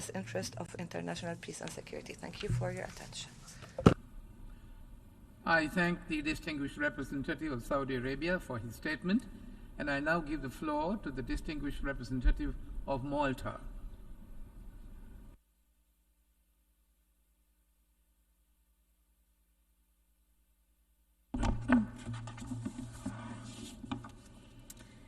Excellent President, Excellencies, we have convened here today as we collectively grieve for the thousands of Israeli and Palestinian civilians who have lost their lives since 7th October. This is one of the darkest and most volatile periods that the Middle East has seen in recent years. Hamas's heinous and terrorist crimes of 7th October, as well as the indiscriminate rocket fire on civilians in Israel, which we condemn in the strongest possible terms, will resonate for generations, manifested as trauma, anguish, anger, and heartbreak. Many Israelis are still living the nightmare of knowing that their loved ones continue to suffer. Terror has no justification, and we must be clear in rejecting it. Hamas must immediately and unconditionally release all hostages. Israel has the right to self-defense in line with international humanitarian law, including the principles of distinction, necessity, and proportionality. On the other hand, on the other side of Gaza's wall, it is not only hostages who are suffering. Millions of Palestinian civilians are under siege with extremely limited access to water, food, fuel, electricity, medicine, or shelter, if any. In conformity with international law, all parties are obliged to ensure that civilians are protected. We must urgently and genuinely address the humanitarian crisis in Gaza. Malta continues to strongly call for the establishment of a humanitarian ceasefire or pauses and humanitarian corridors. People must be allowed to bury their dead. Hospitals need fuel and anesthesia. Over 2 million people require sustenance. Sustained provision of life-saving services is paramount. The protection of humanitarian facilities, such as hospitals and designated safe zones, and the unimpeded access for humanitarian and UN personnel, including aid convoys, is also critical. We are devastated to learn that 35 UNRWA humanitarians have lost their lives in Gaza. We commend the agency for its heroic work these past weeks. As diplomats, we urgently need to do our job to allow them the ability to keep doing theirs. Malta welcomes current efforts towards allowing humanitarian aid into Gaza through Rafah and commends all partners involved. However, we note the current volume of aid is limited and needs to be adequately scaled up. This crisis is also having a devastating impact on women and children. Ensuring that humanitarian supplies are gender responsive and that women are involved in distribution is essential for meeting the needs of women and girls who are at higher risk of gender-based violence and psychological trauma. President, the conflict has reawakened tangible risks of regional fissures and increased further uncertainty in an already turbulent world. We must collectively unite to mitigate any risks or miscalculations which may lead this conflict to spill over into the West Bank or into the broader Middle East region. We call for all parties to exercise restraint, de-escalate, and respect the norms of international law. In view of such urgent necessities and risks, Malta is now closely working together with the elected members of the Security Council on a text that we hope can garner consensus and address the situation on the ground. Palestinians have, for far too long, dreamt of a reality which embraces their legitimate aspirations, which isn't choked by decades of occupation, violence, and displacement, a reality which ensures the dignity of their children. Israelis too deserve to live in peace and security without being held hostage by terror. To this end, Malta remains committed to a lasting and sustainable peace in the Middle East, a peace which is based on a two-state solution along the pre-1967 borders, addressing the legitimate aspirations of both sides, with Jerusalem as a future capital of two states, living side by side in peace and security, in line with the relevant Security Council resolutions and internationally agreed parameters. We therefore urge all member states to support the draft resolution which is before us today. Peace is not optional and demands to be steered by a recognition of our common humanity. Thank you. I thank the distinguished representative of Malta for her statement and now give the floor to the distinguished representative of Pakistan.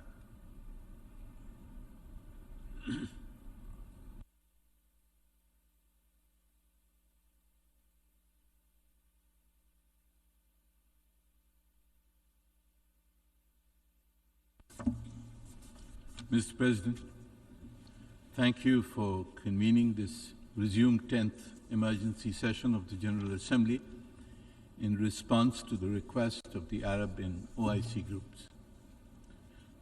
Mr. President, we are witnessing a human tragedy of epic proportions unfold in front of our eyes. Israel's campaign of bombardment and airstrikes that has now continued for 20 days has killed 7,000 helpless Palestinians, half of them children, and wounded 17,000 others. Entire families and neighborhoods have been wiped out. The Palestinians are being bombed indiscriminately and without mercy or compunction. Their essential lifelines, water, food, fuel, have been cut off. Over 1 million Palestinians are internally displaced in Gaza. And even those who are displaced cannot hide from the Israeli bombs which rain upon them. 40% of Gaza City has been destroyed. And yet, the Israeli onslaught continues. It has also spread, almost without note, to the West Bank. 37 staff members of the UN Relief Works Agency, UNRWA, in Palestine have tragically lost their lives, many with their families and their homes gone. 40 UNRWA buildings and warehouses have been damaged by Israeli airstrikes. As noted by one UN official working in Palestine, in Gaza, the largest open-air prison in the world, it has today become the graveyard of a population trapped between war, siege, and deprivation. Mr. President, Pakistan strongly and unequivocally condemns Israeli airstrikes and the systematic and barbaric crimes against the Palestinians, particularly the attacks on schools and residential buildings and even hospitals, such as the Ali Baptist Hospital, where hundreds of sick and injured civilians, men, women, and children, were killed. These Israeli attacks on civilians, civilian objects, and infrastructure, blockade of water, food, and fuel, as well as the forced transfer of people from the occupied territory, are flagrant violations of international humanitarian law and amount to war crimes and crimes against humanity. Indeed, Mr. President, what we are witnessing on our television screens, what the people of Palestine in Gaza are suffering, may amount to a veritable genocide. As our Secretary General has warned, and as we can all perceive, the situation, I quote, is growing more dire by the hour, unquote. The war, quote, risks spiraling throughout the region, unquote. In this moment, the Secretary General has said, it is vital to be clear on principles, starting with the fundamental principle of respecting and protecting civilians, unquote.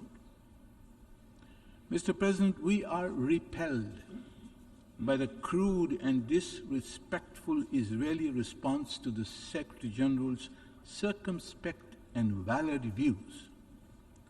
The General Assembly should collectively reject these insulting remarks and reaffirm our full confidence in the Secretary General.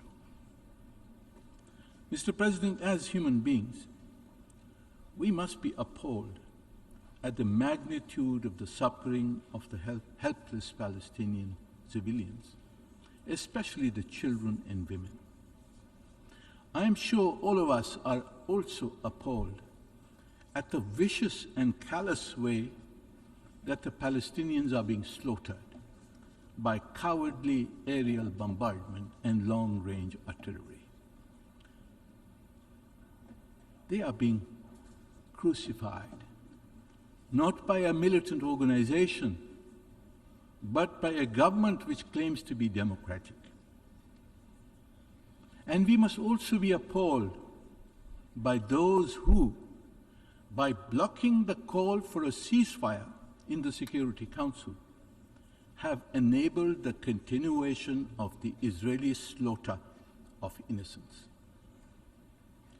It is the hope of the Arab and OIC countries that the General Assembly, acting under the Uniting for Peace process, will succeed where the Security Council has failed. The co-sponsors of the draft resolution in document EA/ES 10/L25 seek three objectives. One, an immediate and unconditional ceasefire.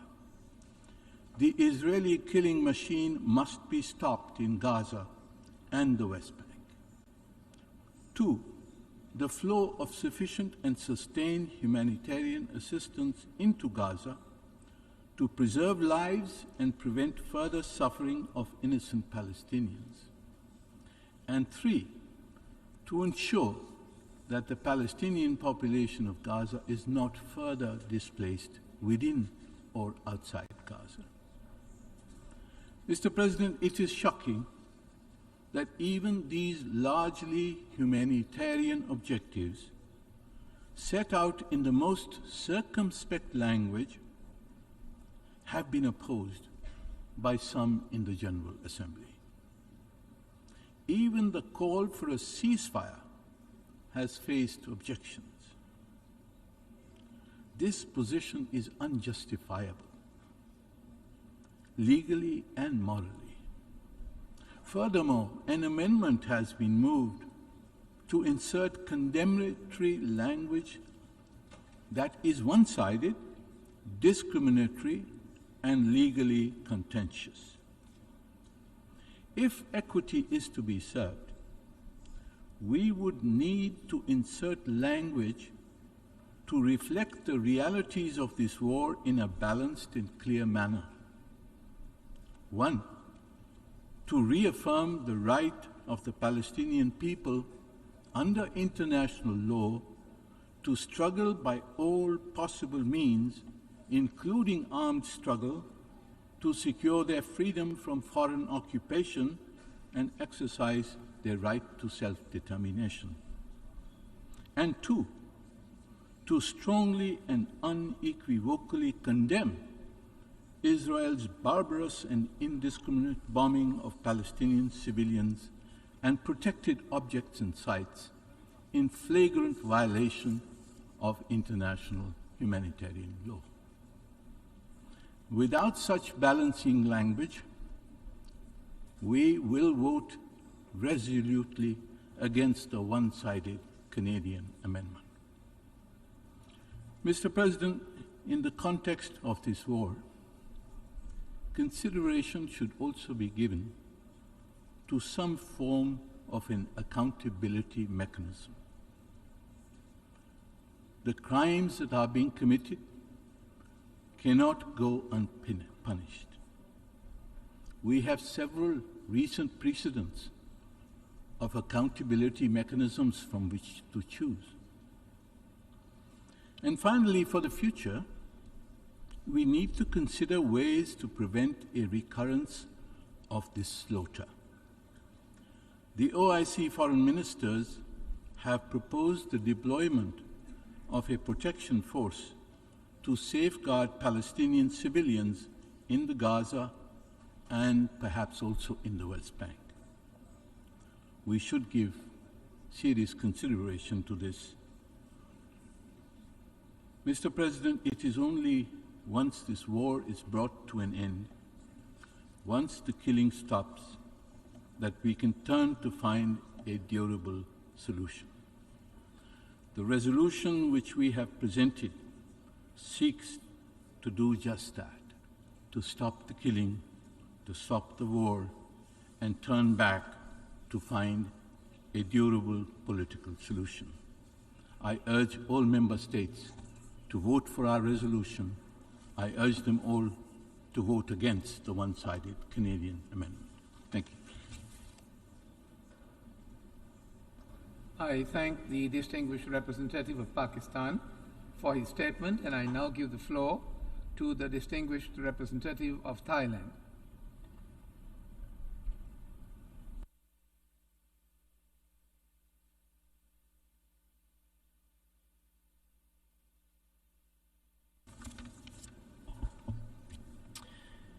Mr. President, Thailand welcomes the convening of this 10th Emergency Special Session of the United Nations General Assembly today because of the urgency of the situation and plight of all affected civilians. Thailand is deeply concerned over the escalation of hostilities and violence in the Middle East caused by the unprecedented developments in Israel and Gaza. The heightened hostilities and the scale and scope of violence have claimed thousands of innocent lives, with many more injured and displaced. These include children, women, the elderly, and the sick. The massive and escalating use of force have destroyed their livelihoods and communities. Thailand is profoundly shocked and deeply saddened by the attack on Al-Ahli Arab Hospital in the north of Gaza, resulting in loss of life of innocent civilians and casualties. To alleviate the suffering by civilians, we oppose the withholding of access to basic necessities such as water, food, electricity, and fuel as weapons of war. Now, such access should be restored. We also oppose the targeting of critical civilian infrastructure. This should cease. Thailand offers our deepest condolences to everyone who lost their lives and their bereaved families. Our deepest sympathies are extended to all those who are suffering. No family should have to face such tragedy. No family should have to feel such anguish. No family should have to mourn such loss of loved ones. We are also victims. Thai nationals have been killed and injured. We are deeply concerned for the safety of Thai nationals as well as those captured and held hostage. We strongly appeal for their immediate release and safe return. This has been echoed by the ASEAN foreign ministers in their statement of 20th October. We thus welcome the references in the draft resolution calling for their immediate and unconditional release. Thailand condemns in the strongest terms all forms of violence and attacks on civilians in conflict situations, including capturing and taking them hostage. Thailand urges all sides to respect and fulfill their obligations under international humanitarian law and to ensure the safety and dignity of civilians in conflict situations. The protection of innocent lives and civilians must be a priority at all times. This should be our calling at this critical juncture. This should be our unifying catalyst as we seek to alleviate the suffering. As the situation escalates, the most urgent concern is for all civilians who have been affected. Unimpeded access to humanitarian assistance must be ensured. We welcome efforts by various parties to ensure such access to humanitarian assistance, and in this connection we welcome the initial humanitarian relief that has recently entered into Gaza and hope that this will be increased in the days ahead. Many lives are at stake. Many more are at risk. We appeal to the international community to continue to mobilize humanitarian assistance to civilians in Gaza to ensure that they have access to basic necessities, including safe and clean water, food, and medical care. Thailand joins others in the call for all sides to take immediate steps to prevent the escalation of violence and implement an immediate ceasefire. We appeal all sides to seek all avenues to resolve the current situation and work towards a long-term peace through diplomacy. Thailand will continue to support the United Nations and the international community in any way we can to de-escalate the situation. We reaffirm our support for genuine dialogue with a view to finding a mutually agreed peaceful solution to the issue in accordance with the two-state solution, by which the states of Israel and Palestine live side by side in peace and security within secure and recognized borders consistent with relevant United Nations Security Council resolutions. Let us do our utmost to save lives and to bring those captured and held hostage home. Thank you, Mr. President. I thank the distinguished representative of Thailand for his statement, and I now give the floor to the distinguished representative of Vietnam.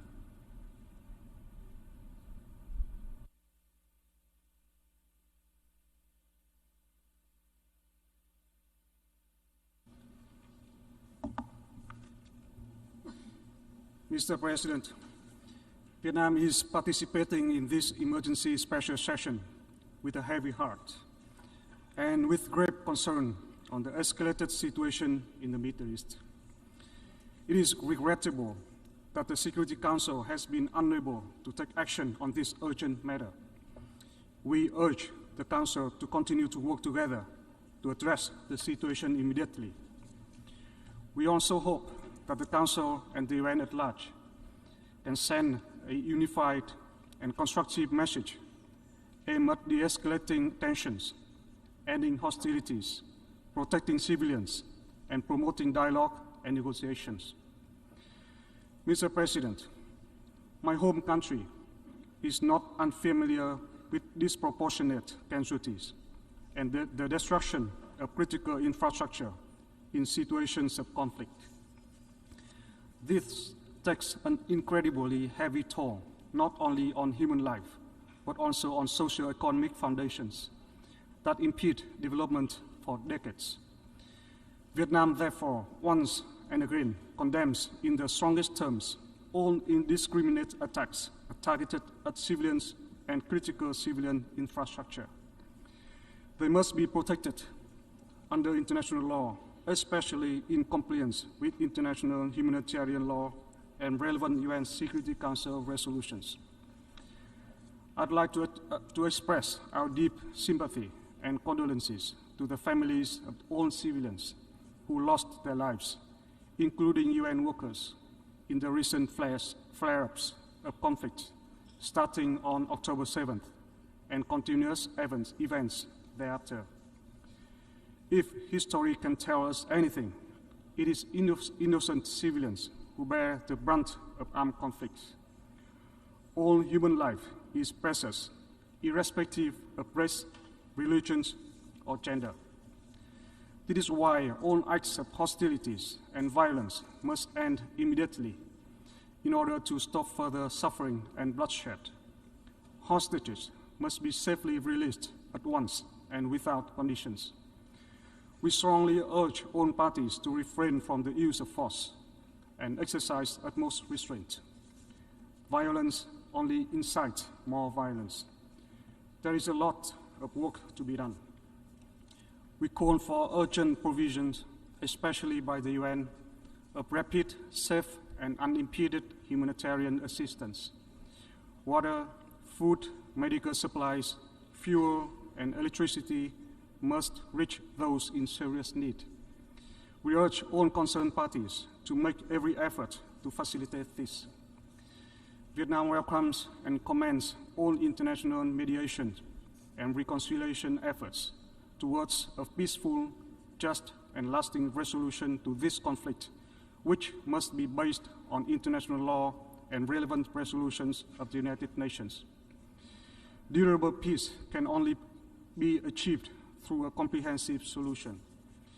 It is our consistent position to support the two-step solution for the establishment of an independent state of Palestine that coexists in peace with the state of Israel based on the pre-1967 borders and with East Jerusalem as its capital. Vietnam calls upon all concerned parties to work towards an environment that is conducive to the cessation of hostilities, the escalation of tensions, and the return to peace talks and negotiations. All of us must actively contribute to that end. I thank you, Mr. President. I thank the distinguished representative of Vietnam for his statement, and I now give the floor to the distinguished representative of Austria.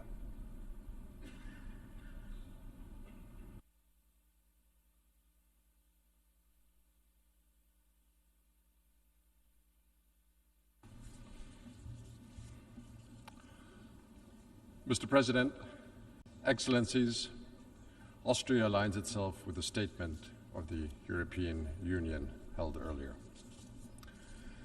At the outset, let me once again emphasize that Austria condemns the heinous terrorist attack by Hamas on Israeli civilians on 7 October in the strongest possible terms. The attack was unprecedented in its brutality. There is no justification for terror. Israel has the inherent right to defend itself in the face of such violent and indiscriminate attacks in line with international humanitarian law. We call for an immediate and unconditional release of all hostages abducted by Hamas and other terrorist organizations.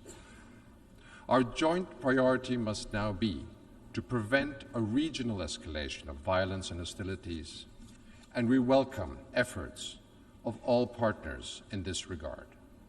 We call on all regional actors to refrain from any action that adds further fuel to the fire. Colleagues, let's be clear. It was the barbaric terror attack by Hamas that brought unbearable suffering on innocent people.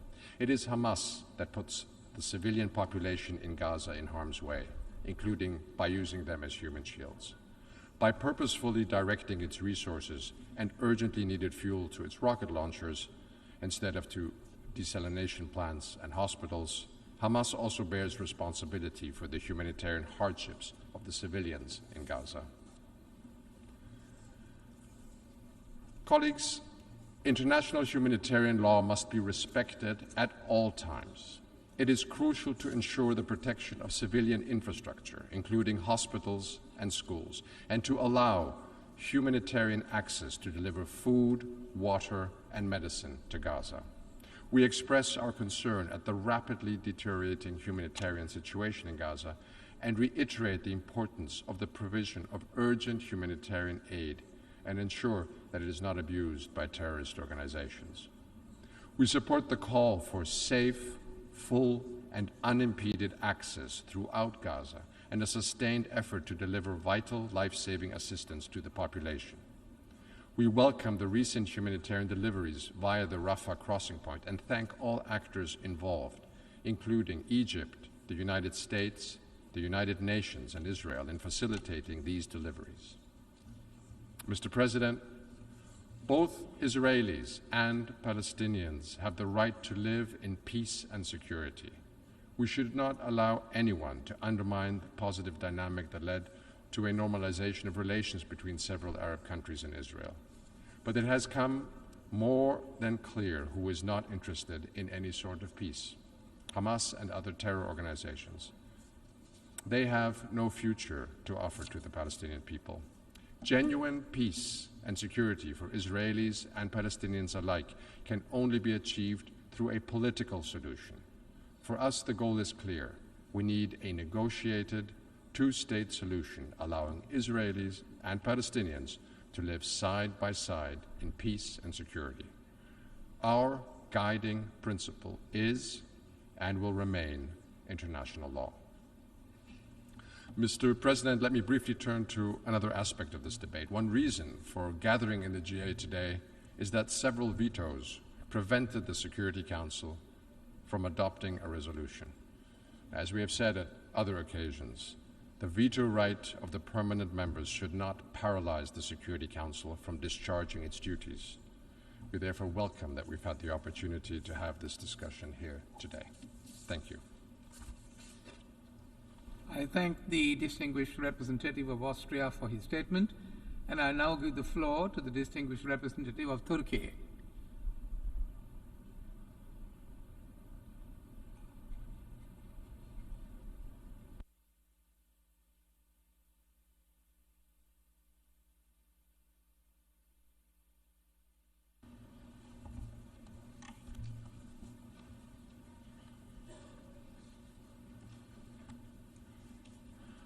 Mr. President, thank you for convening this emergency special session. For 3 weeks now, unspeakable scenes of human suffering continue to unfold in Gaza. Millions of civilians are under indiscriminate bombing. They are deprived of water, food, electricity, and fuel, collectively punished under a complete siege. There can be no justification for the indiscriminate attacks against civilians and civilian infrastructure.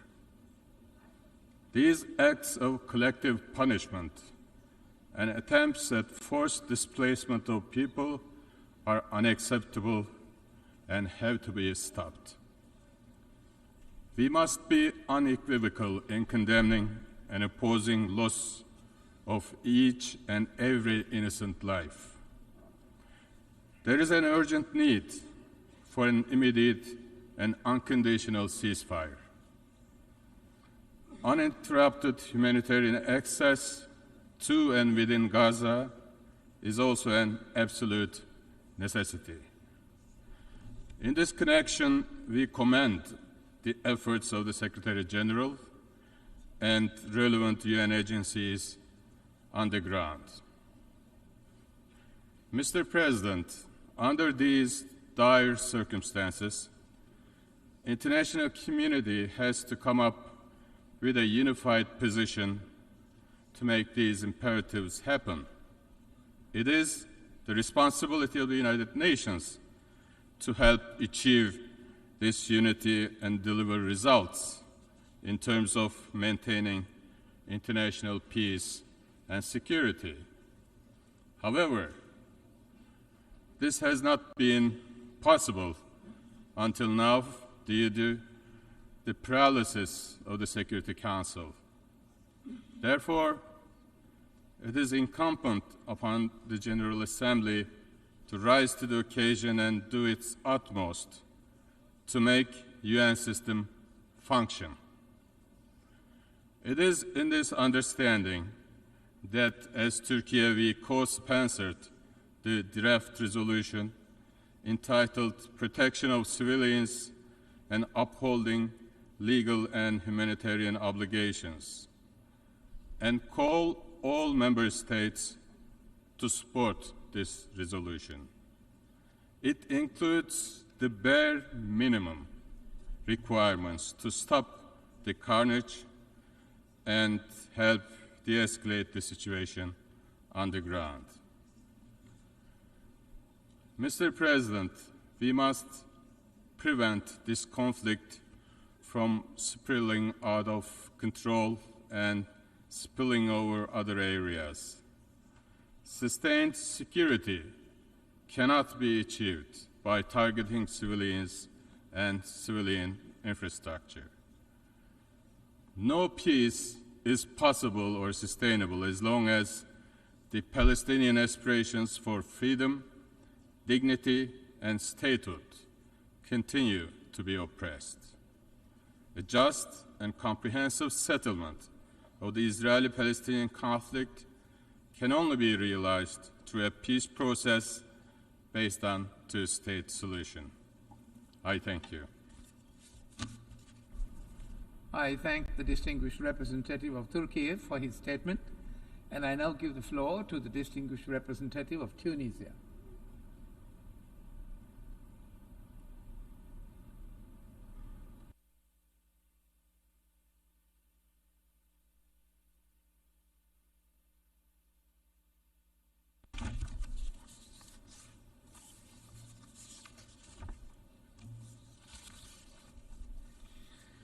شكرا السيد الرئيس. ترحب تونس بعقد هذه الدورة الطارئة العاشرة المستأنفة للجمعية العامة حول فلسطين وتنضم إلى البيانين اللذين ألقتهما كل من المملكة الأردنية الهاشمية باسم المجموعة العربية والجمهورية الإسلامية الموريتانية باسم منظمة المؤتمر. ويود وفد بلادي تقديم الملاحظات التالية بصفته الوطنية. بعد عجز مجلس الأمن في 4 مناسبات following remarks in our national capacity. After the failure by the Security Council on a number of occasions to adopt a resolution to end the aggression and genocide perpetrated by the occupying forces against the Palestinian people over the past 3 weeks, what has resulted in 7,000 martyrs up until this point, we hope that the international community will be able to take this emergency session and to meet its historic and moral responsibility and to uphold justice, law, and the values upon which this organization was established, as well as human rights, peace, and security.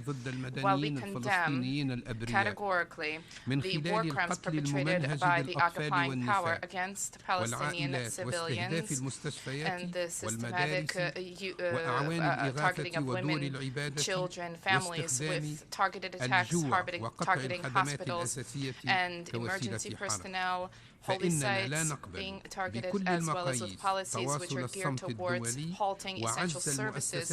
These are being used as means of war. We cannot allow the international community to remain silent and for the failure of international institutions and bodies. First and foremost, the Security Council, their failure to uphold their responsibility. What does the international community expect in terms of action? How many? What is the international community is waiting for action to act? How many Palestinian civilians need to die for the international community to honor its moral and humanitarian responsibility, as well as its legal responsibility, which requires for an immediate ceasefire? As we have stated on a number of occasions, we reject the double standards, the selectivity when it comes to international law, and we كما أود أن أجدد دعمنا للأمين العام للأمم المتحدة وتقديرنا لجهود realities and attempts to justify crimes. We urge the Secretary General to continue efforts to achieve a ceasefire and to deliver humanitarian assistance to Gaza. And we reject the attacks against the Secretary General.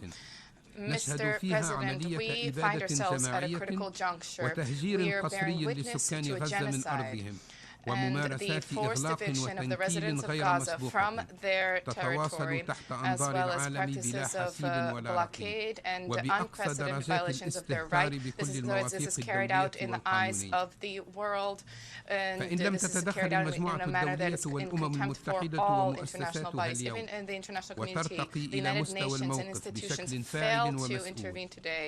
They will not rise to the magnitude of this crisis if they fail to stop these heinous crimes against humanity, and if they fail to deliver uninterrupted, unselective humanitarian assistance, if they fail to stop the evictions of Palestinian people, then there will be no achievement of justice.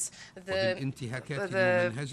international community will then have agreed to find itself hostage to egregious violations of international humanitarian law, human rights, and all the principles and values upon which the United Nations was founded. Mr. President, Tunisia takes great care to uphold principles of justice and law. We reject any forms of injustice and aggression. We reiterate our support for the fraternal Palestinian people, and we call for an end to war crimes being perpetrated by the occupying forces. And we call for respect for rights. We reject the equivalence between the occupying aggressor and the aggressed, and we reject the attempts to advance erroneous ideas about the rights to self-defense to justify genocide. Justice is clear, and the rights of the Palestinian people need to be inviolable and upheld. We hope that the General Assembly will adopt a resolution calling for an immediate ceasefire to end further bloodletting, to deliver protection to the Palestinian people, and to prevent attempts to evict people by force while delivering humanitarian and medical assistance in an ongoing way to the Gaza Strip. In this regard, we call on member states to support the draft resolution tabled by the Hashemite Kingdom of Jordan to end this humanitarian tragedy. Thank you. I thank the distinguished representative of Tunisia for his statement, and I now give the floor to the distinguished representative of Brazil.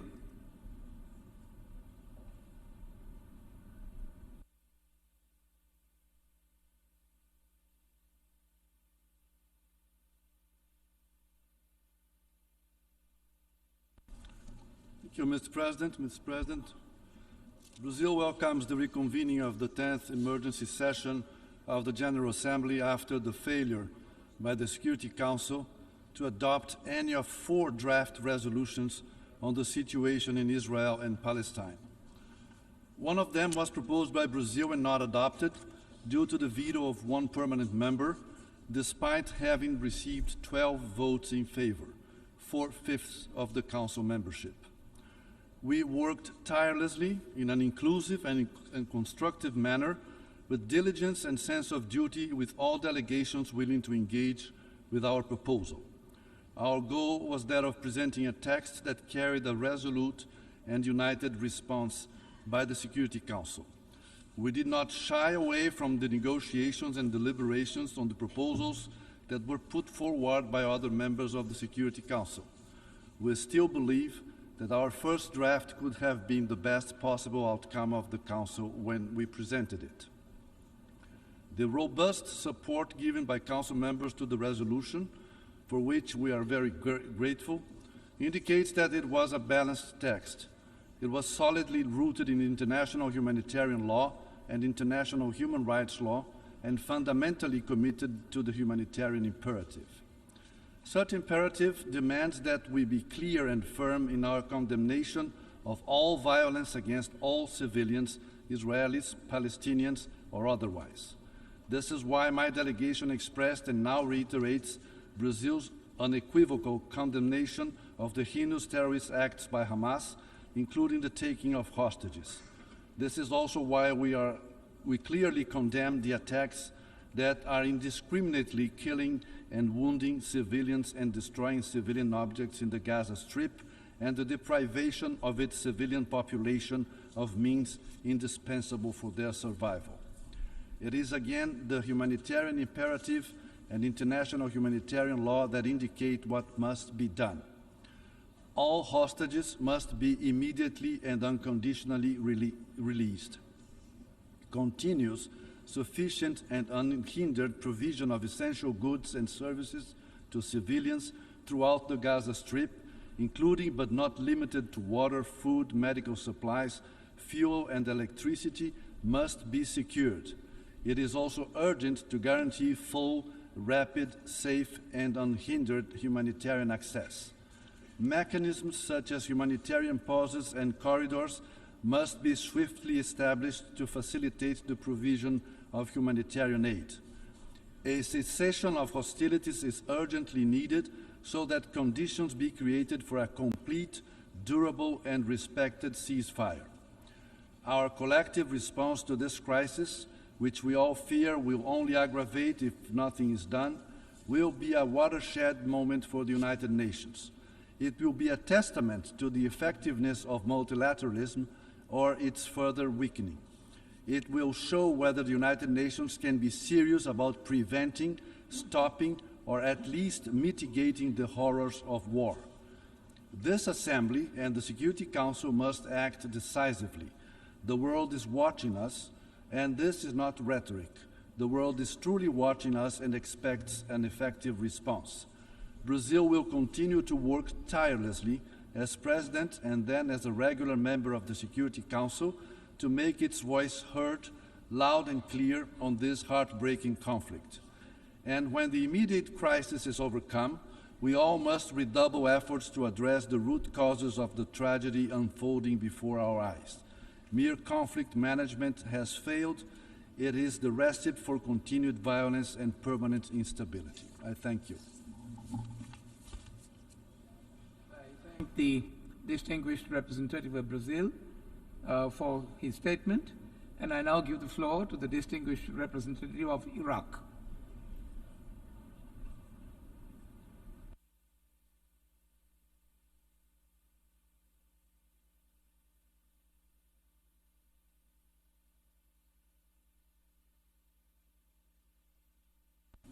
بسم الله الرحمن الرحيم. السيد رئيس الجمعية العامة للأمم المتحدة أصحاب السعادة. Mr. President, ladies and gentlemen, first of all, I want to thank you for having agreed to the request to hold the 10th emergency session of the General Assembly concerning the issue of Palestine. We support the statement made by the representative of the Hashemite Kingdom of Jordan on behalf of the Arab Group and Mauritania on behalf of the Organization of the Islamic Cooperation. Mr. President, the catastrophic situation of the Palestinian people due to the military actions and the barbaric crimes committed by the occupation forces, and in view of the blockade and the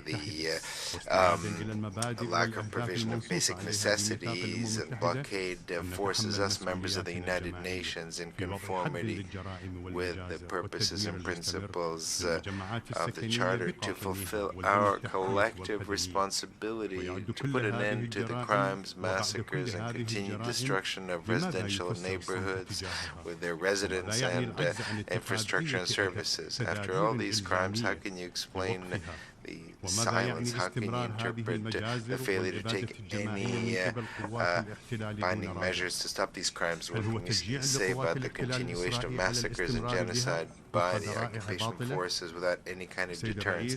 Is that an encouragement for the Israeli occupation forces to continue these crimes under the false pretext? Mr. President, we are witnessing a historic turning point within the United Nations, which was created to build and achieve international peace and security. Indeed, the Security Council for the past 3 weeks has failed to fulfill its legal responsibility and to adopt necessary measures to maintain international peace and security and to protect civilians and to stop the bloodletting,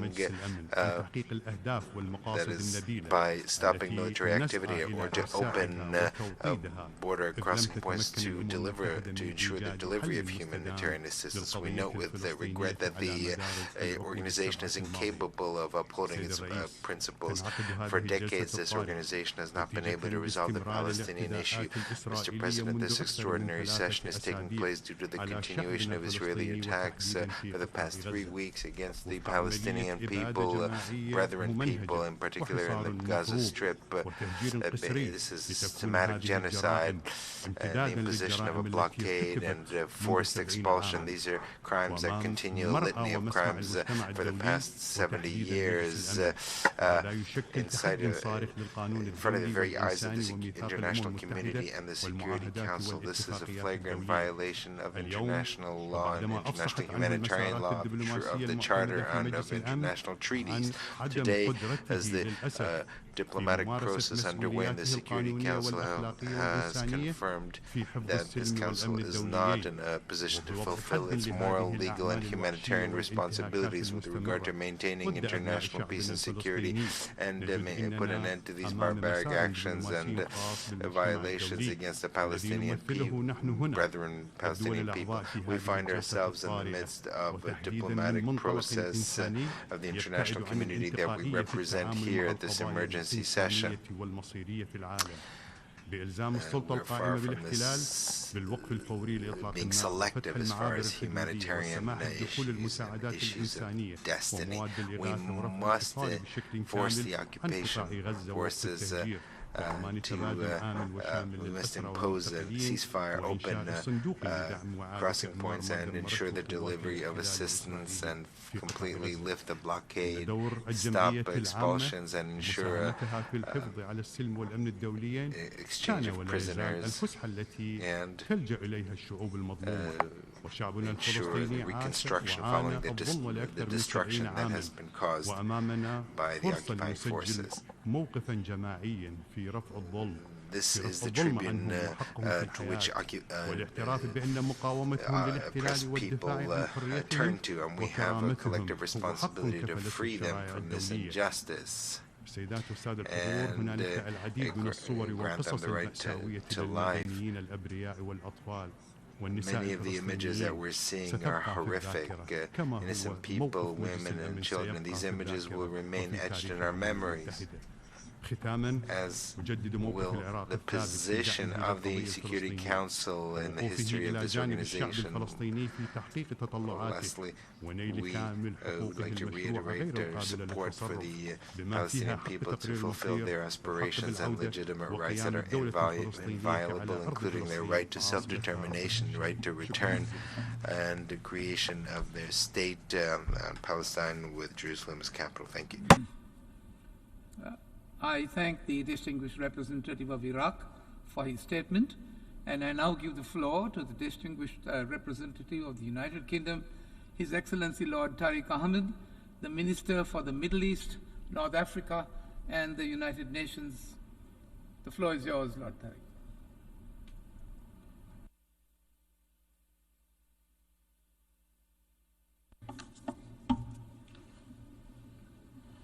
Thank you, Mr. President. May I begin by expressing our deep appreciation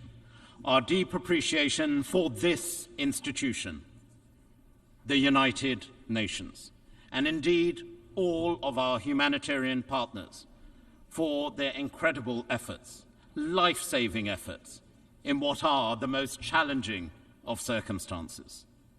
And at this point, I also want to share our sincerest of condolences for the 30 UNRWA staff and the 16 medical staff who have lost their lives since the 7th of October. Equally, we record our sincere condolences to the victims and the families of the horrendous Hamas terrorist attacks on the 7th of October on Israel. And equally, we extend our condolences to the families of the innocent Palestinians who have been killed in this tragic conflict. Inna lillahi wa inna ilayhi raji'un. To God we belong, to God we return. Your Excellencies, Mr. President, every life that is lost is a tragedy, not just for a family in Israel or Gaza or the West Bank, but it is a loss for all of humanity. An Israeli life or a Palestinian life, irrespective of being Jewish, Christian, or Muslim. Every life matters. Every life lost is a tragedy. Therefore, as we recall the tragic consequences of what we are witnessing, we call on all parties to respect international humanitarian law. Yes, this means the unconditional release of the hostages and taking every possible step to avoid the harming of civilians, and importantly, enabling unhindered humanitarian access. We all know, it has been said from this podium countless times during this debate, that the humanitarian crisis in Gaza is growing. On our part, the United Kingdom has provided an additional $37 million to help provide water, to help provide food and medicine and fuel in Gaza. And in this regard, may we put on record our thanks to the tireless work of the Secretary General and the United Nations to ensure this life-saving aid reaches those most in need. Whilst we welcome the important first step of 54 trucks passing through Rafah border crossing, we urged the scaling up of this assistance, including to enable fuel for civilian use to pass into Gaza, vital to keep hospitals and the humanitarian response running. And these humanitarian pauses are an important part of ensuring that this can happen. Turning to the attacks on Israel on the 7th of October, my Prime Minister has been clear. The United Kingdom stands with Israel in the face of Hamas terrorist attacks. We will always support an ally against a terrorist attack and its right to self-defense. But this must be, I assure you, Mr. President, and we make that case, it must be within international humanitarian law. And if I may just put also, from a personal perspective, as a Muslim, terrorism is evil. Every terror act is against humanity, and we should condemn it unequivocally.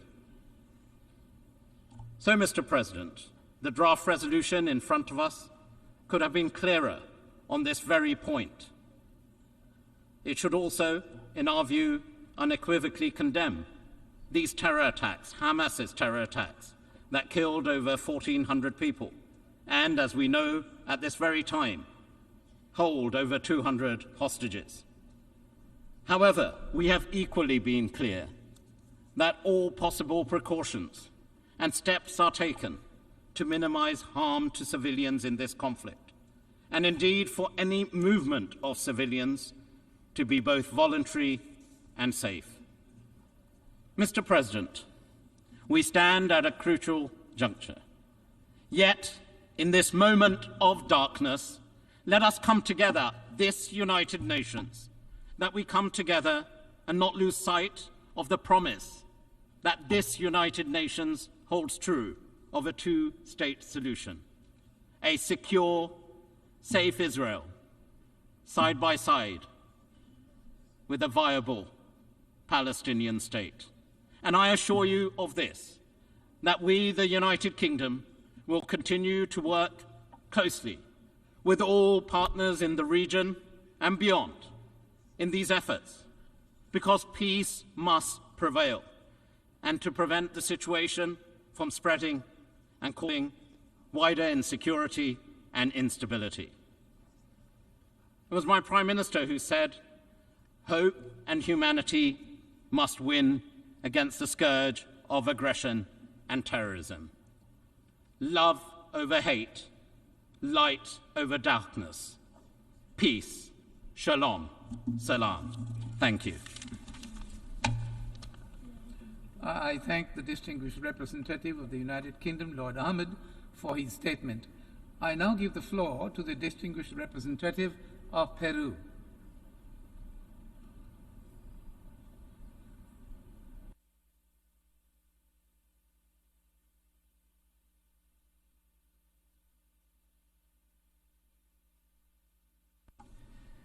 Mr.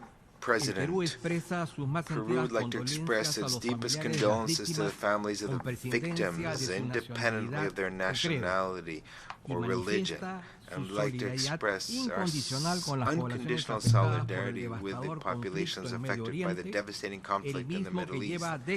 This conflict has lasted decades without a solution, and that on the 7th of October has seen a new and grave escalation in hostilities.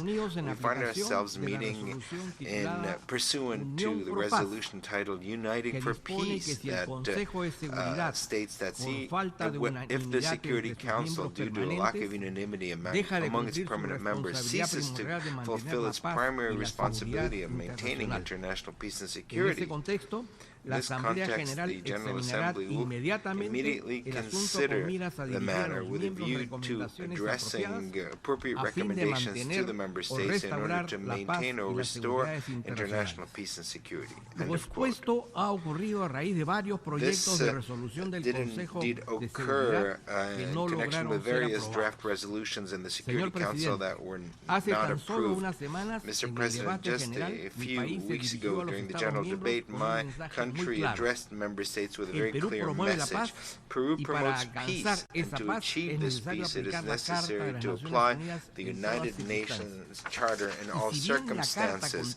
And while the Charter contemplates the right to a veto in its Article 24.2 states that the Security Council, in fulfilling its functions, must proceed in accordance with the purposes and principles of the United Nations and in conformity and in accordance with Article 1.3. Its purposes include resolving international problems of a humanitarian character. Consequently, based on a teleological reading and systematic reading of the Charter that Peru has promoted, the veto should not be used as a way of negatively impacting compliance with the purposes of the organization. The current impasse that we find in the Council is extremely concerning. We feel consternation when this is taking place while humankind is observing with stupor the continuing fighting and spilling of blood that has affected thousands of innocent people. As representatives of our nations, we have a responsibility in favor of peace and international security, and we have an obligation to look inside ourselves and to ask ourselves, what are we really doing to remedy this veritable tragedy? Are we fulfilling our duties, or are we ignoring these inexcusably? Are we seeking to reach agreements or blaming each other? The heavy burden of finding answers to these questions obviously is even greater in the case of states that have direct commitment in favor of a lasting and just solution. Last week, the Security Council had a clear and viable solution to take concrete action, the draft resolution presented by Brazil,